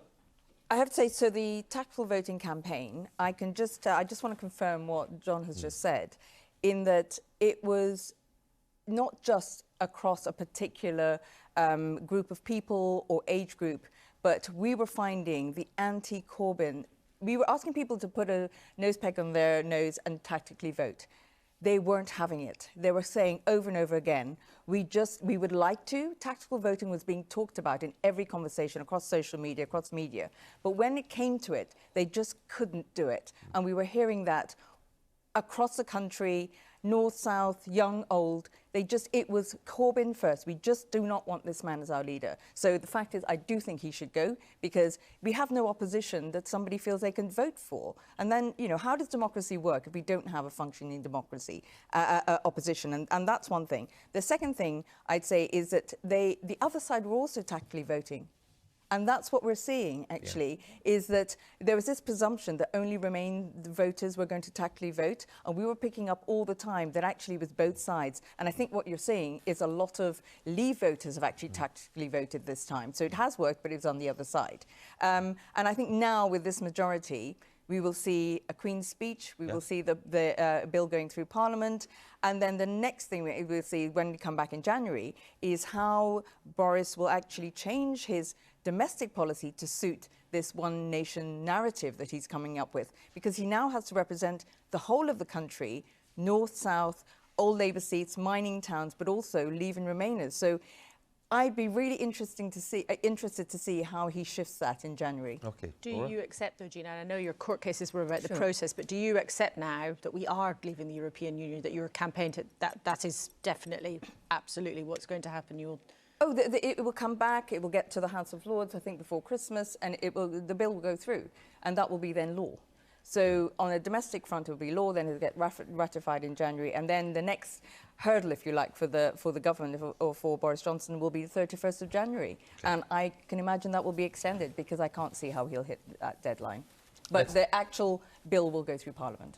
Let's just take a pause there for a second. What I'd like to do now is get a little more analysis of where we are, with just 72 seats to go and the Tories getting ever closer to that 326 mark. Let's join Jeremy once again inside the House of Commons. Well, just updating our forecast, Hugh, and we started the night with the exit poll. Obviously, we've got real results now, so we're bringing them in. The overall majority comes when you get to 306 MPs in the House of Commons. Let's see what we are predicting now. And we think we'll end the election night with 362 Conservative MPs. So a good, firm, solid, comfortable majority for Boris Johnson. But let's have a look by contrast at Labour. So we were just hearing from John Mann about Labour's travails there. We don't think they're going to get above 200 seats. We've got it on 199 under our projection at the moment. 199, historically awful result by the main opposition party. By contrast, the SNP doing brilliantly in this election. 52, down a little bit from our original exit poll forecast. Lib Dems on 13, and without their leader now, of course, Joe Swinson. Plaid Cymru staying on 4, Greens on 1. We saw Caroline Lucas back in the House of Commons, and the others on 19. And that means a majority for the Conservatives of 74, which will give Boris Johnson, I think the word Andrew Marr used was unfettered, the ability to work unfettered as leader of the Conservative Party, which, of course, Theresa May did not have. Now, what about a share of the vote? Let me just show you where we are at. If we look at the share of the vote in Great Britain, and we have the three parties contesting the election across the country, 45% Conservative is a historically high figure. It's a very impressive figure when you consider that even in 1979, when Mrs. Thatcher won her first election, she wasn't quite at 45%. In fact, you've got to go back to 1970 to see the Conservatives performing that well. 33% for Labour, but losing votes by the 1,000 in all the most critical areas. That's the problem with their performance tonight. And the Lib Dems bumping along. Got to say with the Lib Dems, 12%. If you had 12% of the MPs, you'd have about 70 MPs. Obviously, the system doesn't work very well for them, but they're on 12, not really moving since the last election. Green Party, by the way, about 3%. Brexit Party, about 2%. But that share is history-making for Boris Johnson. Hugh. Jeremy, thanks very much again. The Tories now on 317. They're very close to that 326 mark where we will formally declare that they have won this election and well on their way to a majority, as Jeremy was saying there, of dozens of seats, which is a very different world for us to be in. Let's join Andrew again. Thanks, Hugh. President Trump has tweeted that looks like Boris Johnson is going to win big in the UK. It's good that the White House has finally caught up with the BBC exit poll. Let's go to West Yorkshire, to Normanton, Pontefract and Castleford, where Yvette Cooper has held on to a seat, but with a much reduced majority. Yvette Cooper, your majority has been slashed. Your party has lost the North. Did you lose it because of Brexit or because of Mr. Corbyn? I think there are a mix of things involved, and look, this is a really grim result for us, and it's particularly grim for all of the people who depended on having a strong Labour Party, who were relying on getting a Labour government, whether that is families who are going to food banks or patients waiting in the NHS. I think that both were a factor. Obviously, Brexit was a key issue in the campaign, but I think also perceptions of the whole party and perceptions of the leadership were clearly a key issue as well. And what do you mean by perceptions of the leadership? Just that we obviously, on many doorsteps, we would get people talking both about Brexit but also about the party as a whole and about Jeremy and about their different views of the leadership, their different views of the party, and also just not in the end being prepared to put their crosses by enough Labour names across the country because they didn't think that we could be the kind of government that they wanted. And that is really bad. That is devastating for us.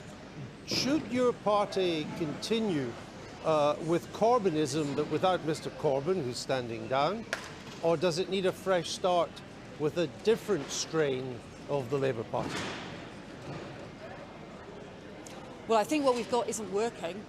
We've really seen that this morning, and we've seen that right across the country. So clearly we have got to change. I think we have to spend a bit of time reflecting on all of the different things that have been so damaging for us.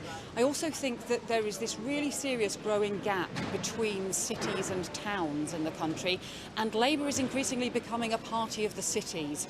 That is partly about the Brexit debate, but actually it's more than the Brexit debate, and we're no longer being seen as a party that stands up for towns, even though actually many of our towns across the country have been harder hit by both austerity but also by changing economic patterns across the country that the Conservatives haven't dealt with, and yet we have failed to make that argument in any convincing way and failed to be credible for people living in towns across the country who voted strongly against us tonight or last night.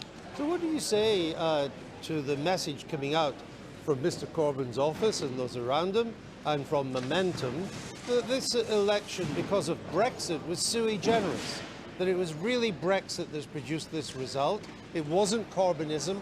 There's no need to change that. We'll just get a younger Mr Corbyn or a female leader who's a Corbynista, and we carry on. We don't need to change the ideology, and the Brexit will not be the issue come the next election. I think the scale of our losses tonight, this morning, really shows that we have to change as a party. It is just not working, and it is broader. But look, don't get me wrong, Brexit is clearly a significant part of this. There's no doubt about that. Maybe things might have been different if the parties had worked together from the beginning, straight after the referendum result. Maybe things might have been different if we had got some form of customs union compromise in the spring. But maybe it wouldn't. Maybe the divisions around Brexit are just so deep at the moment that it is going to require a mammoth effort to try and bring people together. But I do think very clearly from discussions that I've had, on many doorsteps around my constituency, around neighbouring constituencies as well, that this was not just about Brexit. We know it wasn't just about Brexit. It was about their perceptions of the party, their perceptions of the leadership, and their people's unwillingness, or not willing in enough numbers, to support us across the country. There's going to be a Labour leadership contest. Do you fancy having a go? I think that's not the discussion for now, because we have got to focus on the reasons why we have lost so many votes, rather than rushing into speculating about who should do what in the future. The scale of this is so significant. To be, your predictions are to have us below 200 seats in the House of Commons at a time when we know that people have huge doubts about the Prime Minister. I don't believe that this vote was a huge enthusiastic support for the Conservative Party. Instead, it was really a recognition of, it was just choice that they preferred the Conservative Party across the country. Okay. But that's partly because we in the Labour Party had let them down. I need to interrupt you, Yvette Cooper. Thank you for joining us. I need to go back to Hugh. We've got a declaration coming up. Thanks, Andrew. We're going to Hendon in North London. Let's see what's going on there. The number of votes recorded for each candidate is as follows. Luciana Claire Berger, Liberal Democrats, 17,600.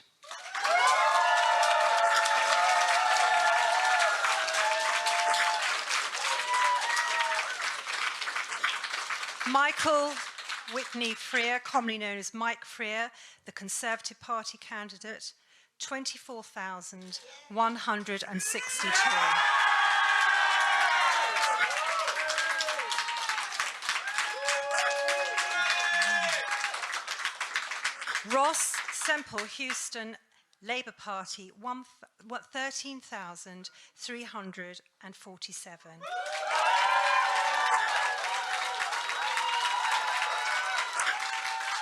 And I therefore declare that Michael Whitney Freer, commonly known as Mike Freer, is duly elected. Finchley and Golders Green in North London, which is the seat that was once represented by Margaret Thatcher in Parliament. Well, the Conservative Mike Freer has taken the seat.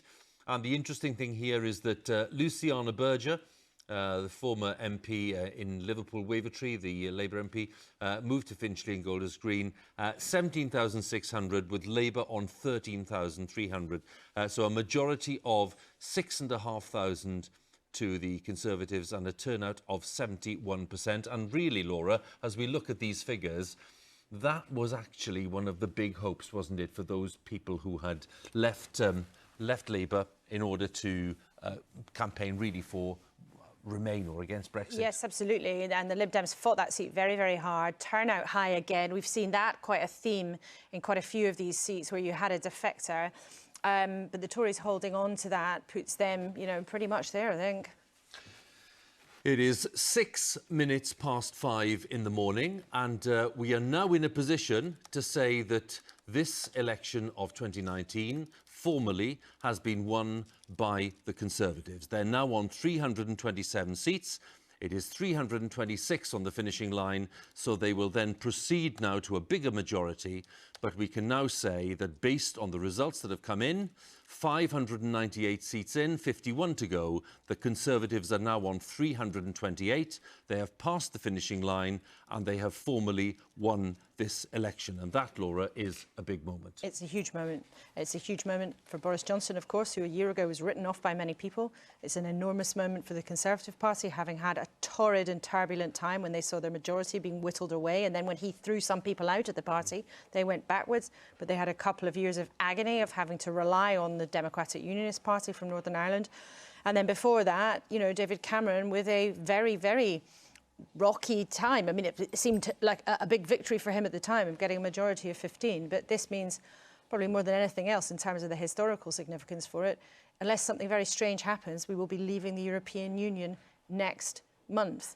And that answers the biggest question of British politics for the last 3.5 years is, was what happened in 2016 actually going to happen or not? Because that is the question that has paralysed Parliament. The previous Parliament was not able to agree on how to leave, and therefore we did not agree. They didn't agree on whether we would leave. The public has answered that question tonight, and that is what this Prime Minister will do. And of course, the size of his majority beyond this will dictate how much freedom and how radical he may or may not be to do other things and to pursue other projects. Well, the results are still coming in. Why don't we have a look at the Palace of Westminster, which is where all the activity will start within a few days' time. And we are projecting the result as it's happening on the Palace of Westminster, on the banks of the River Thames. And there we have it so far. The Conservatives on 330 actually has now just gone up to 331.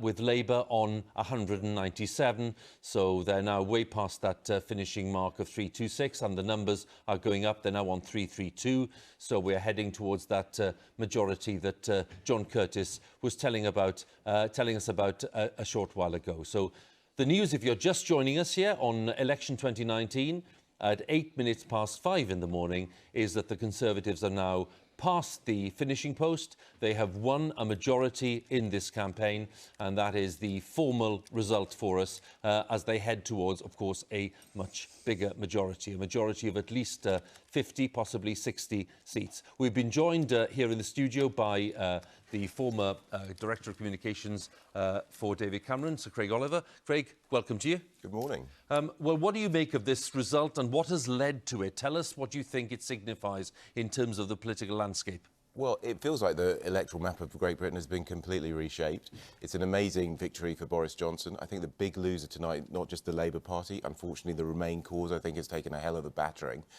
And the main opposition, really, for Boris Johnson, as far as there is any, is Nicola Sturgeon in Scotland. That tension is going to be played out over the coming years and is going to be a real fascinating battle to watch. Because talking to Nicola Sturgeon earlier, she was very clear about the fact that her mandate was stronger than ever and that she will be pressing the case very vigorously for a second referendum. We've already had the Prime Minister telling us that he's dead set against it. That is a clash that is waiting to happen.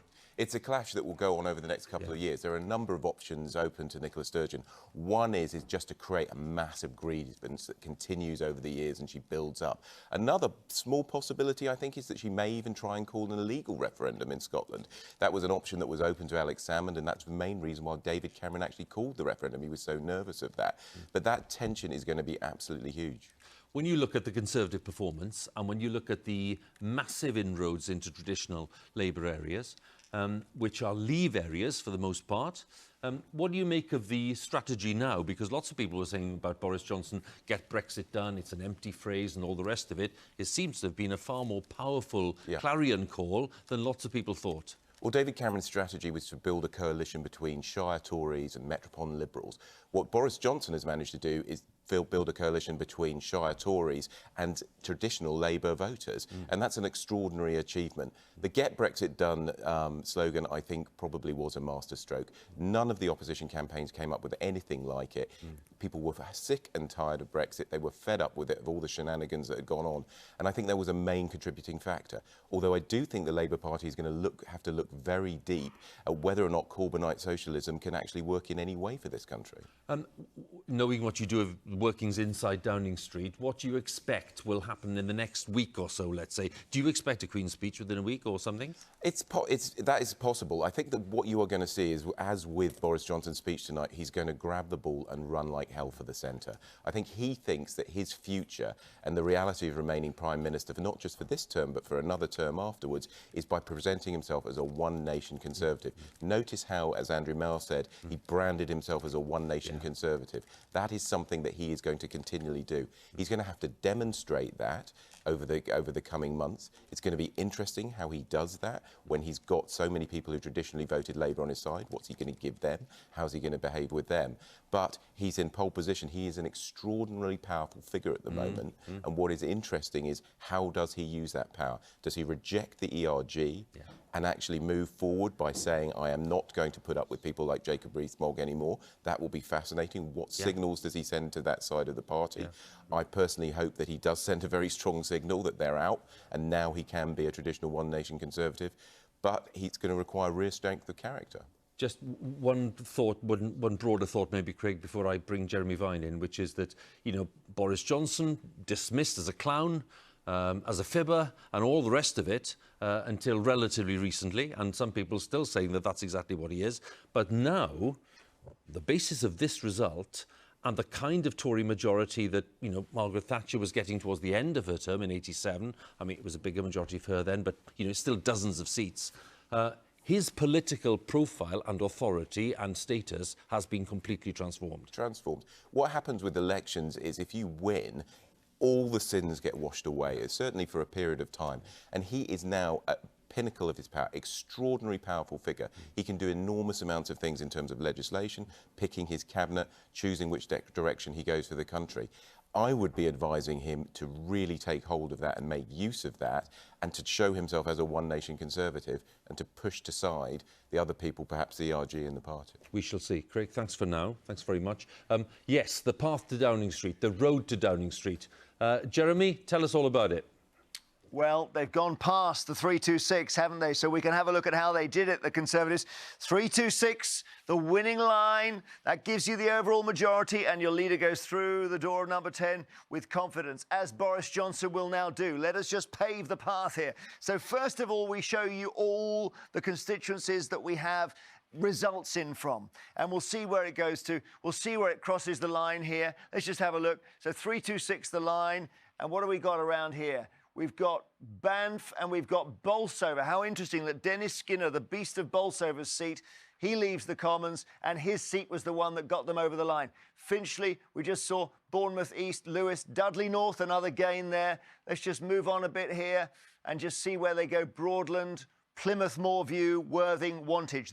Wantage was formerly Ed Vaizey's seat, come back to the Conservative, safe seat that. So that's where they are at the moment. 335, still some more seats to come on. Let's have a look at Labour now. And boy, oh boy, they're a long way down the street, aren't they? We'll pave their tiles now. Each tile, a seat in the House of Commons. Each tile has the name of the constituency on it. These are the results we've got in so far. And let's just look at the number of Labour seats so far. It's 100, let's just make that out there, 199. And we'll go to the end of the line and just read them off if we can. Right, let's take a look. So we've got Dagenham coming in as Labour, but very tight there. Bradford South, Southampton Test, Wythenshawe. But some of these are marginals where the defence is now going to be very tight and they were safe before. As Craig Oliver was just saying here, the map is transformed. So Labour back there. Now we have a look at the end of the Conservative line, and this involves bringing in our projections. So let's just have a look. We'll bring in the extra Conservative seats now and lay them down. There we go. So we haven't got results in from these, but we're calling them as Conservative. We'll see what happens in the next few hours. Tiverton, Thirsk, Wantage for some reason down twice. Welwyn, Dorset West, Yeovil, the Conservative MP Marcus Fish staying in there. Buckingham was the Speaker's seat, of course. Chipping Barnet would be Theresa Villiers back in the Commons. You've got Colne Valley, that would be a gain from Labour. Batley and Spen, we can't be certain about it, but it looks like that is going to be a Conservative gain as well. And Carshalton as well would be the Conservatives taking from the Liberal Democrats. So that's how they did it, and Bolsover the seat that crossed the line and got them to 326. Well, fancy that. And Jeremy, thanks very much for underlining the fact that Bolsover was that mark, because, of course, it now means that Dennis Skinner is no longer in the House of Commons. 87-year-old Dennis Skinner is no longer in the House of Commons. He would have been Father of the House, succeeding Kenneth Clarke. But the Father of the House will now become Peter Bottomley, the Conservative, who will be the new senior member, if you like, of the most long-standing member of the House of Commons. Look at the Bolsover figures there, and as we see, Dennis Skinner just pushed into second place, a majority of over 5,000. Again, we're talking about one of these former mining areas in Derbyshire, and, you know, this has only had 2 MPs since its creation in 1950, and Dennis Skinner was elected back in 1970 when, you know, in that election where Edward Heath won against Harold Wilson. He's been there for decades. As I say, he's 87. He's not been well recently, but he's been defeated in this And look at the contest. scale of the change in the Labour vote there. Yes. Dropping by 16%, and the swing there, 11% Labour to Tory in that kind of part of the country. And as we've seen in that seat, and in quite a few of those other places where they're talking about Bassetlaw, or whether we're talking much earlier in the night about somewhere like Blythe Valley, voters who'd been Labour forever said to us on the campaign they don't sort of get, they were hearing from Jeremy Corbyn again and again about industrial past, focus on manufacturing, all the kind of traditions of Labour, that they felt we're not like that anymore. We've changed, things have moved on, and this version of the Labour Party has not necessarily kept up. And one Labour candidate who actually tonight has ended up losing his seat said to me a couple of weeks ago they were desperately worried because what happened under New Labour changed his community around him, and then when Labour changed, well, the community wasn't very interested in the direction that Labour had taken anymore. So there's a sort of loosening of those bonds that's happened over a long period of time that's not just necessarily about Brexit. Who knows, though, how quickly or if ever they can be reformed with a different leadership. OK. Let's look at the figures once again. Let's take a look outside at Broadcasting House and the latest figures as we have them, because we are looking at a total of 337 for the Tories in reality, but what we're looking there at is the BBC prediction. The prediction of 363 for the Tories at the end of this contest, 203 to the Labour Party and to Jeremy Corbyn. So some significant losses there for the Labour Party, as we've been mentioning. The Lib Dems will be on 12. The SNP, we think, around 49 at this point. We spoke to the First Minister earlier. A relatively poor performance there for the Lib Dems, and Jo Swinson's lost her seat. Plaid Cymru on 4, we think, is the projection. The Brexit Party not taking any, and the Greens on 1. We heard from Caroline Lucas earlier on. So that's where we are. You're watching Election 2019. And straight into our newsroom here at New Broadcasting House in central London, and the headlines with Tina Dahealy. Thanks, Hugh. Good morning. With more than 600 results now declared, the Conservatives have passed the finish line. They have formally won the election and are set for a substantial majority, their biggest win since 1987. Labour, meanwhile, is looking at its worst performance in 3 decades. Leader Jeremy Corbyn said he wouldn't lead his party into any future general election. The Prime Minister, Boris Johnson, has held his seat, but the Liberal Democrat leader, Jo Swinson, has lost hers. Jessica Parker has the latest. The Prime Minister will likely have a smile for the cameras today. On course for a working majority, he called it an historic election. That gives us now, in this new government, the chance to respect the democratic will of the British people, to change this country for the better, and to unleash the potential of the entire people of this country. They're delighted, the Tories making those inroads into Labour heartlands that voted leave. I would like to thank Boris, because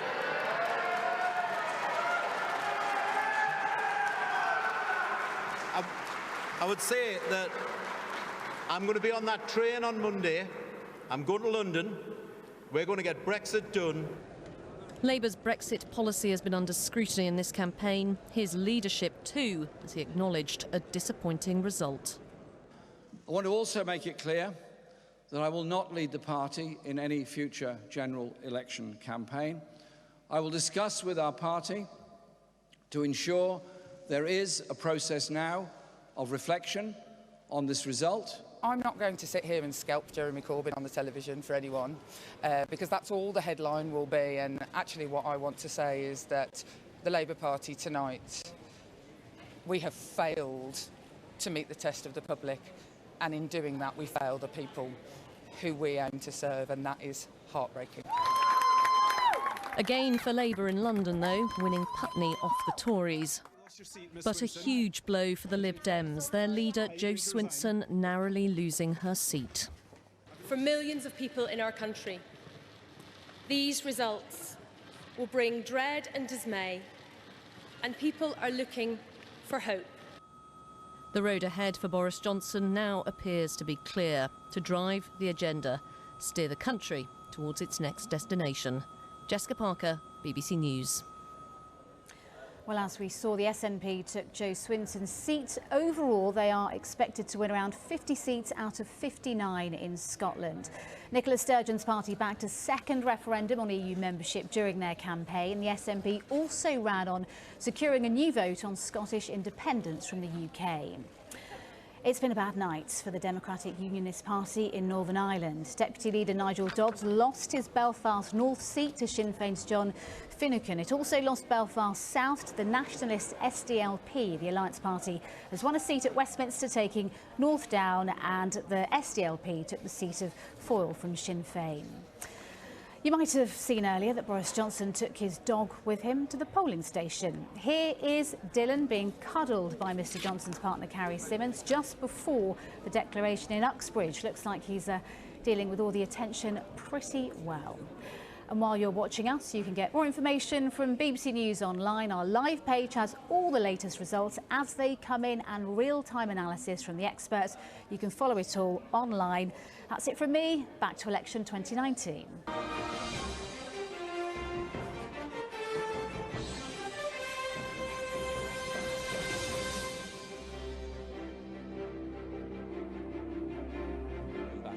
BBC Election Centre, and we are declaring a victory for the Conservatives in this election campaign, in this contest.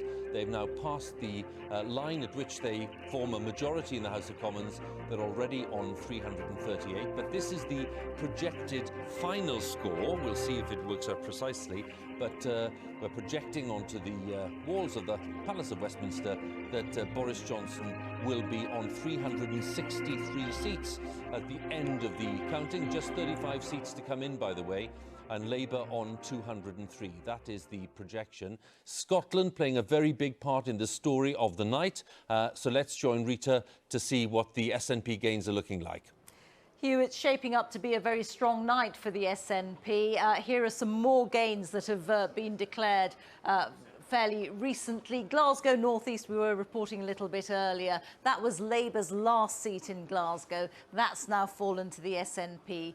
Kirkcaldy and Cowdenbeath, Gordon Brown's old seat, that has now fallen to the SNP candidate Neil Hanvey. Although that's quite interesting because he had in fact been suspended over anti-Semitic comments that he'd made online, but his name was on the ballot paper as the SNP candidate. So there are questions now as to whether or not he will take the SNP whip in the Commons. We'll have to see what happens there. Coatbridge also going from Labour to the SNP. Renfrewshire East, that's gone from the Conservatives to the SNP, although in 2015 that was Jim Murphy's seat, Labour's Jim Murphy. Other Conservative seats in 2017, including Ayr, Aberdeen South and Gordon, they've all now gone SNP. So if we just take a quick look at the Scotland scoreboard, you'll see the SNP in a very strong position. They've put on 13 seats tonight and now on 46. The Conservatives have lost 7, Lib Dems no change, and the Labour Party having lost 6. Reeta, thanks very much. Well, given that we're looking there at the picture in Scotland, Andrew's with a guest who knows all about the Scottish picture. Andrew? Indeed. The BBC is now projecting that the Tories will get between 45 and 46% of the vote. But given the Conservatives are doing badly in Scotland, that means the share of the vote in England will be higher than 45 or 46%. You have to go back to Ted Heath beating Harold Wilson in 1970 to get a share of the vote as high as 46%. Which brings us to Jim Murphy, the former leader of the Scottish Labour Party. Another disastrous night for the Scottish Labour Party is becoming the norm. This is our 4th successive defeat across the UK. It's a terrible night in Scotland, and even though it's this early in the morning, I still feel as angry now as I did when I heard the exit poll at 10 p.m. This has been a campaign by Corbyn of Corbynism, which has led to the fact that we are now, what, half a century since Labour last won a majority other than Tony Blair, and it's based upon an outdated sense of what working class people want, respect and expect from the Labour Party. There's a sense in the Corbyn project which is all you've got to do is patronisingly give working class people promises of free things that someone else will pay for. Now, in the Labour Party we eulogise Bevan and many others, and his old slogan, his old saying about the language of priorities is the religion of socialism. And in the Labour Party manifesto, everything was a priority and someone else would pay for it. And the working class voters in these northern towns and cities knew in Northern England that you don't get these things for free. It wasn't credible. You started the night with 7 Labour MPs in Scotland. Looks like you're down to 1 now. That's it. Is that Mr Corbyn's fault? Is that what you're saying? Well, Scotland's divided into 2 camps. The people who voted yes in the referendum and the people who voted no. And the Labour people who Party voted no now vote Tory. Well, on the basis that there's 2 camps in Scotland and Labour Party's in neither. So you've written yourself out of the script. We have pretended to some people who voted yes that we were on their side, and we've sent confused signals to the majority who voted no that we wouldn't stand in the way of an independence referendum. And it's a remarkable achievement. There's no future for the Labour Party in Scotland or in England if we pretend to agree with nationalism. Our politics has got to be open. It's got to be about breaking down barriers, not building. It's got about saying immigration is a good thing for our economy, our culture, our public services. I thought Labour was saying that. Can I just ask you? No, it actually wasn't. It was pretending to agree with nationalism, sending mixed signals on Brexit and on independence. Because the real story of tonight is that the Conservatives have swept England outside London. They have, and yes. the SNP have swept Scotland. That's right. And they will be demanding a second referendum on Scottish independence. Boris Johnson will have a huge majority. It's a reserve power for Westminster. But what should he do? Should he deny a second referendum, or should he say, if that's what the Scots want and they voted for the party that wants it, we better give it to them? Well, these elections, you can't call them within a few hours of polls closing. I don't know what Boris Johnson is going to do, but what I'm clear is... what would you advise him? Well, I was in Scotland through most of the general election campaign, and it was remarkable because the SNP didn't seek a mandate for an independence Well, referendum. they're saying they did. They're saying that they fought this on Andrew, a second referendum. I know you're from Paisley. I don't know if that's where you It vote. doesn't make me a bad person. Just answer the question. Well, that's open to debate. But the point is that in Scotland, the SNP didn't ask for a mandate for a second independence referendum. They said they did. But I'm there, Andrew. I saw it. The leaflets I got through Well, the door I think they were there as well. Yeah, Or they wouldn't be no, called the Scottish National Party, would until they? a minute to 10, they said, vote for us to stop Brexit. At a minute past 10, they're saying it's a mandate for a second independence so referendum. your advice to Boris Johnson is not to give in? My advice to the Labour Party in Scotland, I can't give advice to Boris Johnson. He's the Prime Minister, and you've been through this before. I'm asking you, what should Westminster do? Should it concede a second referendum or say, no, you had one, you didn't really get a mandate? What I would argue, Andrew, and I'm not involved in frontline politics anymore, if the SNP want a second independence referendum, they should argue for that in the Scottish Parliament elections that are coming up, clearly, unambiguously. This election in Scotland wasn't about independence or a second independence referendum. You seem to have no position on this. It's Labour all over. Look, Andrew, that's you're not... as bad as Mr Corbyn on Brexit. You can't give us a clear position. I'm giving you a very clear position. Should there be a second... There should not be a second independence... Of course, my view and the Scottish Labour Party's view is there should not be a second independence referendum. Now, Mr Corbyn confused that by coming to Scotland and pretending and signalling that he might be for a second independence referendum. Looking at what's happening in our politics this evening, however, I look at what's happening in Northern Ireland and I look at what's happening in Scotland, and I happen to be of the view, I might be wrong, that we may see a united Ireland before we see a divided Britain. All right, we shall see. Jim Murphy, thanks for being patient and waiting. Got to go back to Hugh for a declaration. Andrew, many thanks. Let's go to Plymouth. Elwood, James Overton, the Green Party, 1,557. Pollard, Luke, Labour and Cooperative Party, 25,461. Reed, Graham Richard, Liberal Democrat, 2,545. Smith, Rebecca Jane, the Conservative Party candidate, 20,704. Widdicombe, Anne Noreen, Brexit Party, 2,909. And the number of votes rejected was 141. I do hereby declare that Luke Pollard is duly elected. So Labour holding on to Plymouth, Sutton and Devonport, and Luke Pollard re-elected. He's the Shadow Environment Minister. Rebecca Smith for the Tories in second place, and Anne Widdicombe, the former Conservative MP and now Brexit Party MEP, way back in third place, and 48% to 39%. To Labour and the Tories, and this is a 2017 Labour gain from the Conservatives, who'd held it since 2010. So an interesting result for us. This is where Nigel Farage, by the way, had been campaigning as well for Anne Widdicombe, but Brexit Party there, even though up 5%, way behind. And the swing, what is the swing in Plymouth Sutton? It's 2.2% from Labour to the Tories. So Plymouth Sutton in, that's a Labour hold, a rare bit of good news for Labour tonight. Let's talk about the position in Sheffield, because one of the Sheffield seats, especially Sheffield Hallam, where Nick Clegg used to be the MP, that declared earlier. And Harry's there for us. Harry Grecian, good to see you, Harry. Tell us what happened. Well, it was a dramatic end, really, to what has been a very significant day here. And I have to say that the result was a very good one for the Labour Party. They needed it, of course. Olivia Blake won this. And a very disappointing one for Laura Gordon from the Liberal Democrats. It was in the end about 802 votes that separated the two of them.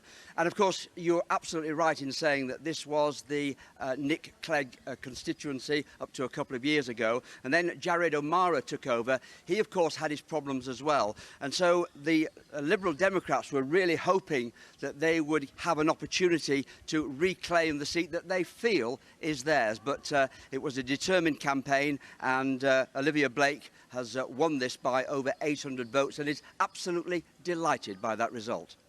Harry, many thanks. Harry Grecian there for us with the latest in Sheffield Hallam and that result, which is a Labour hold. And as Harry was saying a bit of good news there for Labour. Lord Faulkner's with us, Charlie Faulkner, former Labour Cabinet Minister, and Sir Craig Oliver's with us, and we've been joined as well by Sian Berry, who's co-leader of the Green Party. Thank you very much for joining us. Charlie, first of all, you were such a prominent figure in those Blair years. You're now looking at a position where Labour's done even worse than it did in 1983. So let's have your first thought on what lies behind this. Is it a leadership issue or is it a policy issue on Brexit principally? I think it is essentially a leadership issue. This was a leadership that was in effect talking to a part of the Labour Party rather than talking to the wider community. Ultimately, if you are the main opposition party, you only make progress if you have an argument about what the future will look like that convinces the public. And what we had here was a situation where we not only lost in all the traditional Conservative Labour marginals, with a few exceptions, but we also lost our most heartland support in the Midlands and in the North East and the North West.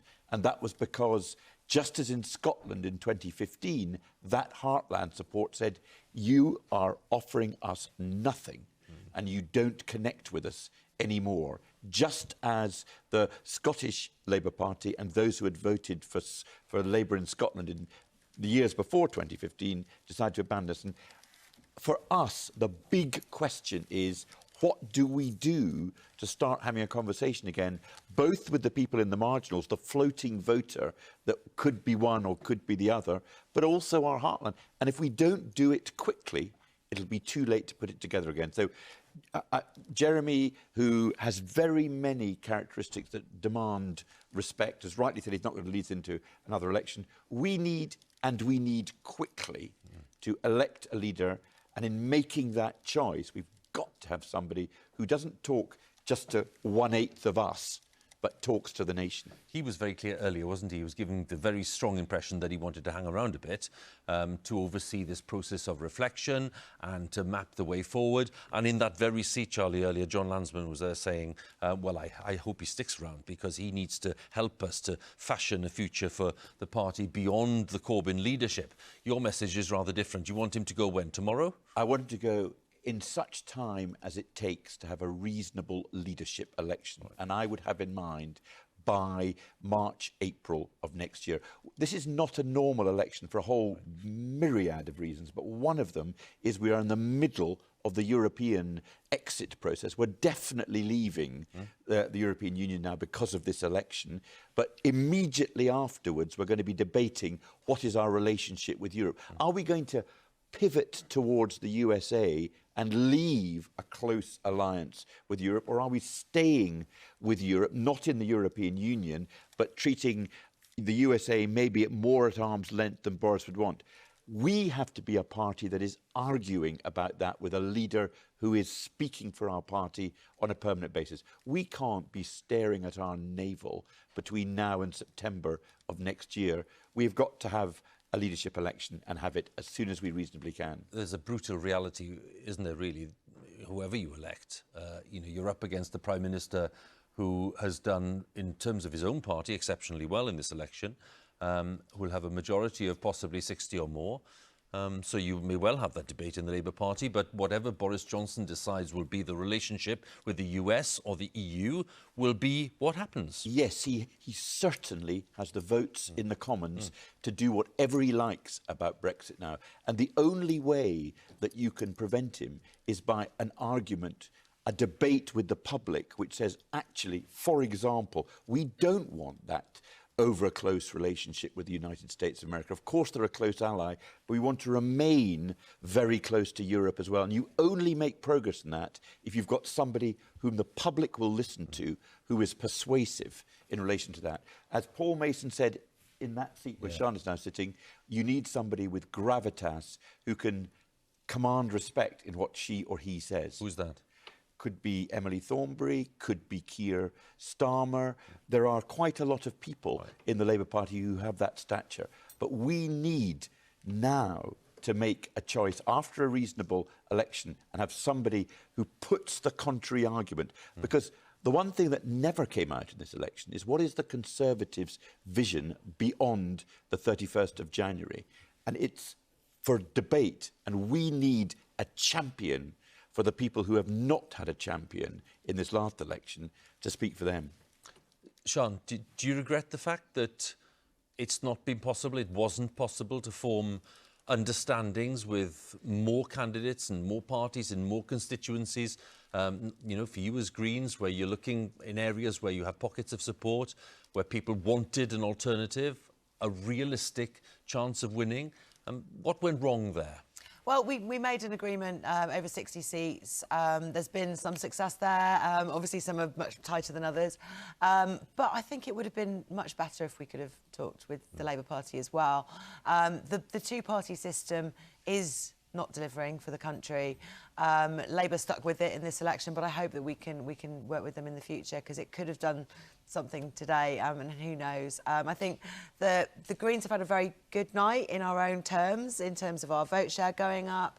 We're saving many more deposits. We've had some big swings in the seats where we've focused our efforts. This is good. It bodes well for future gains in council elections. We've got city mayor elections next year. But overall, the country is facing a pretty grave future. I think the Conservatives, they've now won their election with very little scrutiny. They've avoided scrutiny throughout this election. They've just shouted out, get Brexit done. Well, that's their job now. From 31st of January, we're not going to see Brexit done. That was a lie.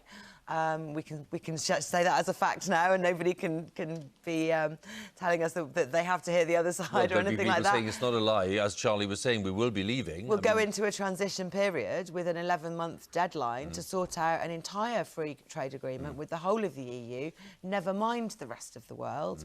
Brexit is going to be really, really hard for this country, and those of us in opposition are still going to have work to do, and it would be good if we can work together.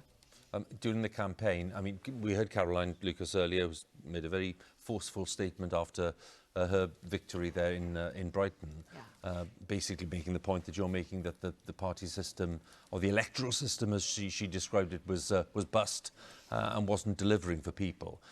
When you look at the way that you've handled this campaign, understandably wanting to really get people to start talking about climate issues and the challenge of, you know, environmental change in people's everyday lives, not just as big policy issues, but, you know, asking people to confront choices in their daily lives. Yeah, and show the benefits of climate action. I'm really proud of how we've done that, actually. I mean, we put our manifesto out first with the big, bold Green New Deal, talking about reaching into every corner of the country and investing and creating jobs and sorting out the climate action and clean air and all those huge big ideas that we want to talk about. And the other parties did respond and make extra promises. We have to hold the Conservatives, for example, to their fracking ban. That was rushed out as part of an election. Well, let's hold them to that. Let's work really hard to show that the people who felt ignored around the country really want investment, and that green investment is the way to go. It's the best investment you can make. It pays back, and it'll actually create a better country. Just a point, Craig, before I join Jeremy once again, which is, given your understanding of how the Tory party works, who's the Labour leader they would most fear then? You know, who's the one that they would think would present more of a threat to them? I think they would fear moving to the centre. If the Labour Party was to become a bit more social democratic, a bit more moved to the centre, somebody like Jess Phillips, I think, would probably frighten the life out of Boris Johnson a couple of times in Parliament. But whether or not the Labour membership, which is very left-wing, is prepared to go for someone like that, I doubt it. What about somebody like Keir Starmer? Or well, Keir Starmer's somebody in the metropolitan elite is always talked about. He's always talked about in London. He's very articulate. He's very thoughtful. Well, I don't think he's got the charisma to reach out beyond London to the rest of the country. I think if Keir Starmer was leader of the Labour Party, Boris Johnson would be secretly smiling. Well, I mean, I think we've got to have a leadership election and see how the two candidates I mentioned, Jess Phillips, is also a serious player in relation to all of this, and see how they do in a leadership election. The key thing that they've got to be able to do, it seems to me, is convince the public that they understand the issues and understand the public, because that's what went wrong this time, I think. OK, well, Charlie's there saying that's what went wrong for Labour this time. Jeremy is going to underline for us the extent of Labour's troubles overnight. Well, I wonder if we can get some history on this, Hugh, which we love to do, to have a look back at Labour and see if we can find an election where this kind of thing happened to the Labour Party. Now, we're in our virtual central lobby in the House of Commons, and let me just show you this result, the projection we've got here for 2019, which is that Labour under Jeremy Corbyn have won 203 seats in the House of Commons. And of course, people say it's historically terrible and it's bad and it's awful. But how bad is it if we make comparisons? Well, the first thing to say is that the Corbyn first election in 2017, 262, was an advance on the previous one, where Ed Miliband was leader, and the one before that with Gordon Brown. So Miliband got 232 in 2015, and Labour got 258 under Gordon Brown in 2010. So those two elections, actually, Corbyn in 2017 improved on both of them. But the thing that was different was Gordon Brown had the Scottish seats. They came in for him, Scottish MP, Scottish leader, his own seat in Kirkcaldy. And by that stage, we hadn't had that great SNP revival. Ed Miliband didn't have that. Let's try and search now for a figure as low as the one that Mr. Corbyn has done tonight. Let's have a look. So if we go back to Neil Kinnock, 1992, lost against John Major. Even then, 271. OK, he was banking all those Scottish seats, but still a long way ahead. 87, a thumping defeat for Labour under Neil Kinnock again. 229 seats then, so a very low figure, but still nowhere near as low as Mr. Corbyn has been tonight. Let's have a look at Michael Foot. Now here, Michael Foot in 1983 on 209 is pretty much the result we look like we're getting tonight from Jeremy Corbyn. This was regarded as an absolutely dreadful election. In a way, it ushered in Tony Blair years later. The manifesto was famously described as the longest suicide note in history. Well, they've done it again. This is the same kind of defeat. In fact, you have to go back to 1935 to find a worse one. This is Clement Attlee, who later had some great years after the war as Prime Minister, but at this point, they're off the back of a whole mash-up with Ramsay MacDonald, and everything was needing rebuilding, and the party was on its knees. He made some progress in this election, but we had to go back to 1935. And Attlee was a caretaker leader. He got 154 seats. That's how bad this is for Labour. When you look at this result, this will stand out for years and years and years. This 2019 result by Jeremy Corbyn, let's just bring it on here. All these years, this is a really, really, if we are, just bring on that last one there if we can. Okay, 2019, there it is, 203. If that's where they are, it's almost the worst in a century. It's pretty much the worst they've done since the very start of the party. That's something to think about, Jeremy, certainly. Thank you very much, Jeremy Vine, there with the historical perspective. I'm just want to pause for a second just to give full credit to someone who's going to join us now for the third or fourth time during the night, and that is Sir John Curtice with his marvellous team there of analysts who've been working very hard, because John, of course, has a key role in fashioning the results of the exit poll accurately, and it was 368, the original estimate on the exit poll for the Conservatives. We're now looking at, John, I think 364. Yep. So I just want to say, on behalf of the team, brilliantly played by you again. So well done. And tell us where you think it's now heading in terms of that Labour performance. They're on 202 at the moment.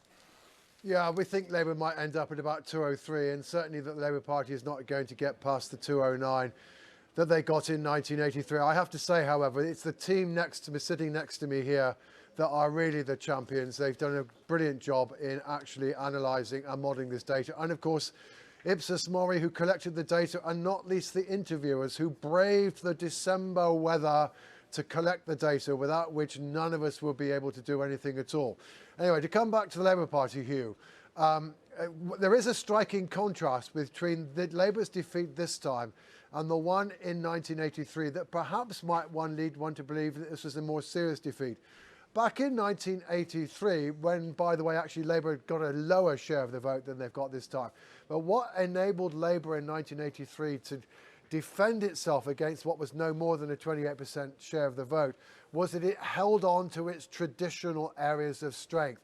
It did relatively well in the north of England and the Midlands. It did relatively well in the more working class parts of the country. The striking thing about this election is the way in which it performed worse in the north of England, in the Midlands, in working class seats. Now, that's not just simply to do with Brexit, but it certainly is partly to do with Brexit. And it's a continuation of a pattern that was also evident in the 2017 election. There was a lot of speculation during this election campaign. Oh, surely the voters of Workington and Bishop Auckland and Wrexham could not possibly elect a Conservative MP. Not noticing that the reason why these seats were now marginal is that in 2017, these predominant Leave voting areas had already swung pretty dramatically to the Conservatives. And to that extent, at least, what's happened tonight should be seen as part two of a two-part story. The first part was achieved under Theresa May, substantial movement in these seats, but not quite enough to deliver victory. Boris Johnson today, however, has been able to turn that legacy into a valuable currency, into golden currency, that's enabled him to get this substantial overall majority. The Conservatives' best vote in terms of result in terms of seats since 1987, and I think its best performance in terms of votes since Margaret Thatcher's historic victory in 1979, an election which, of course, we often regard as signifying and giving the ability to lead to a major change in British public policy. Well, clearly, this election is also going to be in that same league. So for those people wondering what the size of the majority will be, John, we were saying possibly 86 at the start of the night. We're now saying, what, 78? 78, yes. Remember, Hugh, that when you talk about the majority, if you just get one seat wrong in the forecast, that's going to change the majority by 2. So the metric we will give you is this. We forecast 368 Conservative seats. We've ended up with 364. So the actual error, it seems, assuming that things pan out as we now expect, on the Conservative performance is 4 seats, which is exactly the same as it was in 2017.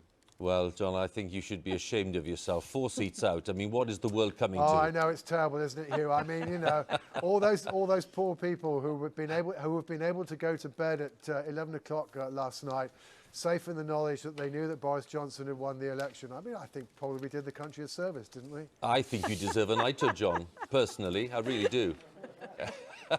Thanks to you and to your team. We'll talk to you a bit later, but thanks very much to John Curtice there, working his magic yet again on the exit poll and getting it bang on target. So we're looking at a majority of 78 for the Conservatives coming out of this election, which is remarkable. Laura will be leaving us relatively shortly. Shortly, I will relatively shortly, Laura. And I'm just wondering, just some concluding thoughts before you go back to Westminster, report on the day's events, and we'll be talking again at 10 o'clock tonight. We will, and probably before then, maybe at about that, because there is something I think expected to happen in Westminster, which is the reason why I'm going to head off. So hopefully I'll talk to you from down there. Okay, and if you get a chance to talk to the Prime Minister later about what's been going on and the fact that he's now sitting on a pretty solid majority, what will you ask him about his priorities for the next few weeks? Let's just concentrate on that first. So I think the next few weeks, without any doubt,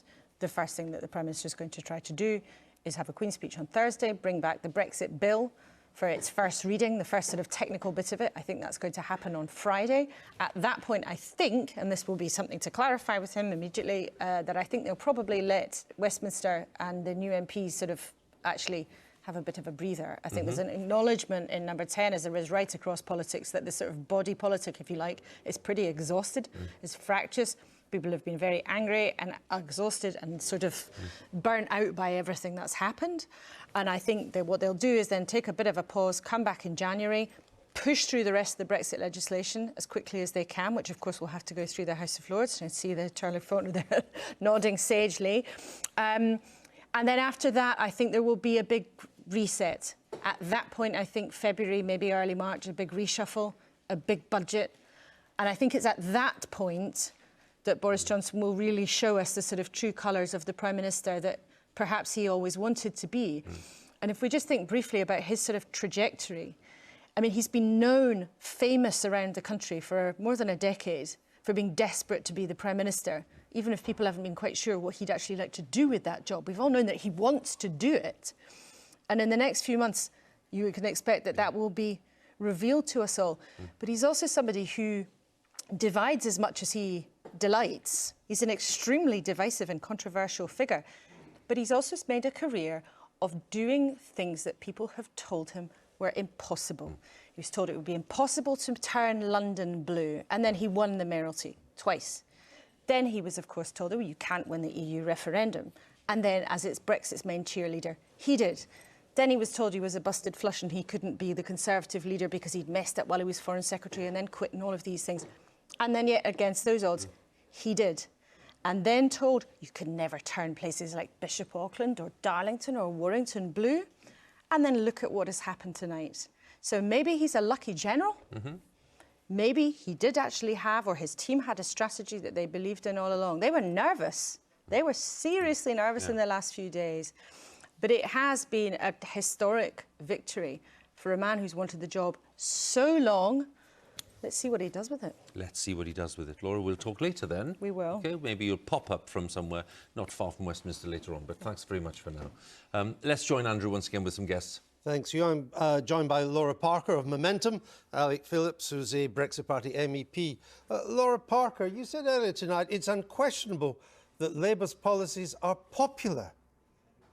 Your party's just as its worst election defeat since 1935. What's popular about that?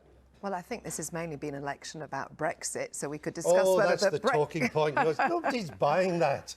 Nobody's buying that. Brexit may explain why you lost. It doesn't explain why you're 160 seats behind the Conservatives. Well, I think it probably does explain. I think in the end our policies, if you look at the public support for things like bringing the railways into public ownership, the IPPR work on people wanting fundamental change in the economy. There's always been support for bringing the railways into public ownership, but it's never an election changer. It's never an issue that gets people to vote. I mean, you were warned that this kind of warmed over 70s socialism wasn't going to fly in 2019, but you carried on and you've just got over 200 seats. But this has undoubtedly been an election about Brexit. But you told us throughout the campaign that it wasn't. And that's... Labour told us it was about the NHS. Labour wanted... It was about public services. Yes, and Labour wanted it to be about those things, and for whatever reason that hasn't cut through. I mean, the party said quite rightly there's got to be a period of reflection. I agree with that.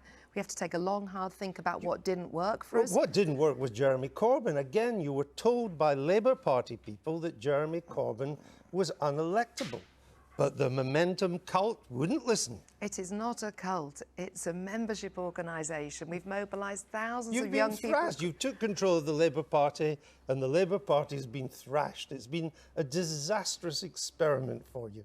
It's not an experiment. It's a very serious election result. And actually what's worst about it is what this means now for the people of the country. Well, the people of the country have spoken. The question is, the real issue is, they didn't want you. Well, I think they've spoken largely about Brexit, and let's hope that Boris Johnson will now deliver, although we still have the worrying prospect of a no deal, which is... That's another matter. But it's not another matter, because that's the election it's another matter for what I'm questioning you about, which is about the Labour Party and Mr Corbyn. So are you sitting here tonight and say, we'll now just continue with Corbynism without Mr Corbyn? Is that your line? Well, I believe that it was always about more than Jeremy Corbyn. Sure. I think this is a radical programme for change. I think we need radical change in the country. OK. You're not a Tory fifth columnist, are you? I'm certainly not. Because any Tories watching this are going to say, woohoo, we're in for the decade now if they're going to run with that manifesto. I'm definitely no length of period of reflection will turn me into that. Worry not. And Alex Phillips, the Brexit Party, RIP, it's over, done, finished, irrelevant, gone. It's been a very big victory for Leave. Let's just put it there. Of which you're not a part. No, I think, frankly, let's look at the situation. We actually said to the Conservatives, have a clean run. We're going to make sure you don't have a Remain alliance thwarting Brexit. And let's cast our minds back to March, shall we, where everyone thought Brexit was dead in a dustbin over. There was the People's Vote marches. There was stagnation in the parliamentary system. There was Mrs May, her deal. And actually, when the Brexit Party formed 6 weeks before those European elections, which of course are far more favourable for entry as parties under proportional representation, we actually reset the agenda. And if you look at a lot of the Conservative Party manifesto, it's almost outright plagiarism of the Brexit Party. So yes, hold on a minute. Nigel Farage has told us several times in this campaign that the Johnson Brexit agreement isn't even Brexit. And I agree with that. You agree with it? I'm deeply concerned, actually, now with a very strong majority in Parliament, which Boris Johnson are we going to get? Because from the beginning of his tenureship, he's been the Boris Johnson who says to the Remain side, I'm not going to leave, cliff edge, no deal, all of that. And he said a very different narrative to the ERG. Politicians saying one thing to one group and to another. No, of course. That'll so never catch on. No, but which Boris are we going to get now he's got a majority? Because he has the ability with bums on benches. Because you won't be there to hold him to account. I think it well, but it matters electorally, you're absolutely right. And in many respects, the fascinating thing about the Nigel Farage movement, if you will, is the ability to push the Conservatives and push a parliamentary agenda without winning seats. We have to leave it as the Nigel Farage movement hits the buffers. Thank you both very much for coming at this ungodly hour of the morning. Indeed.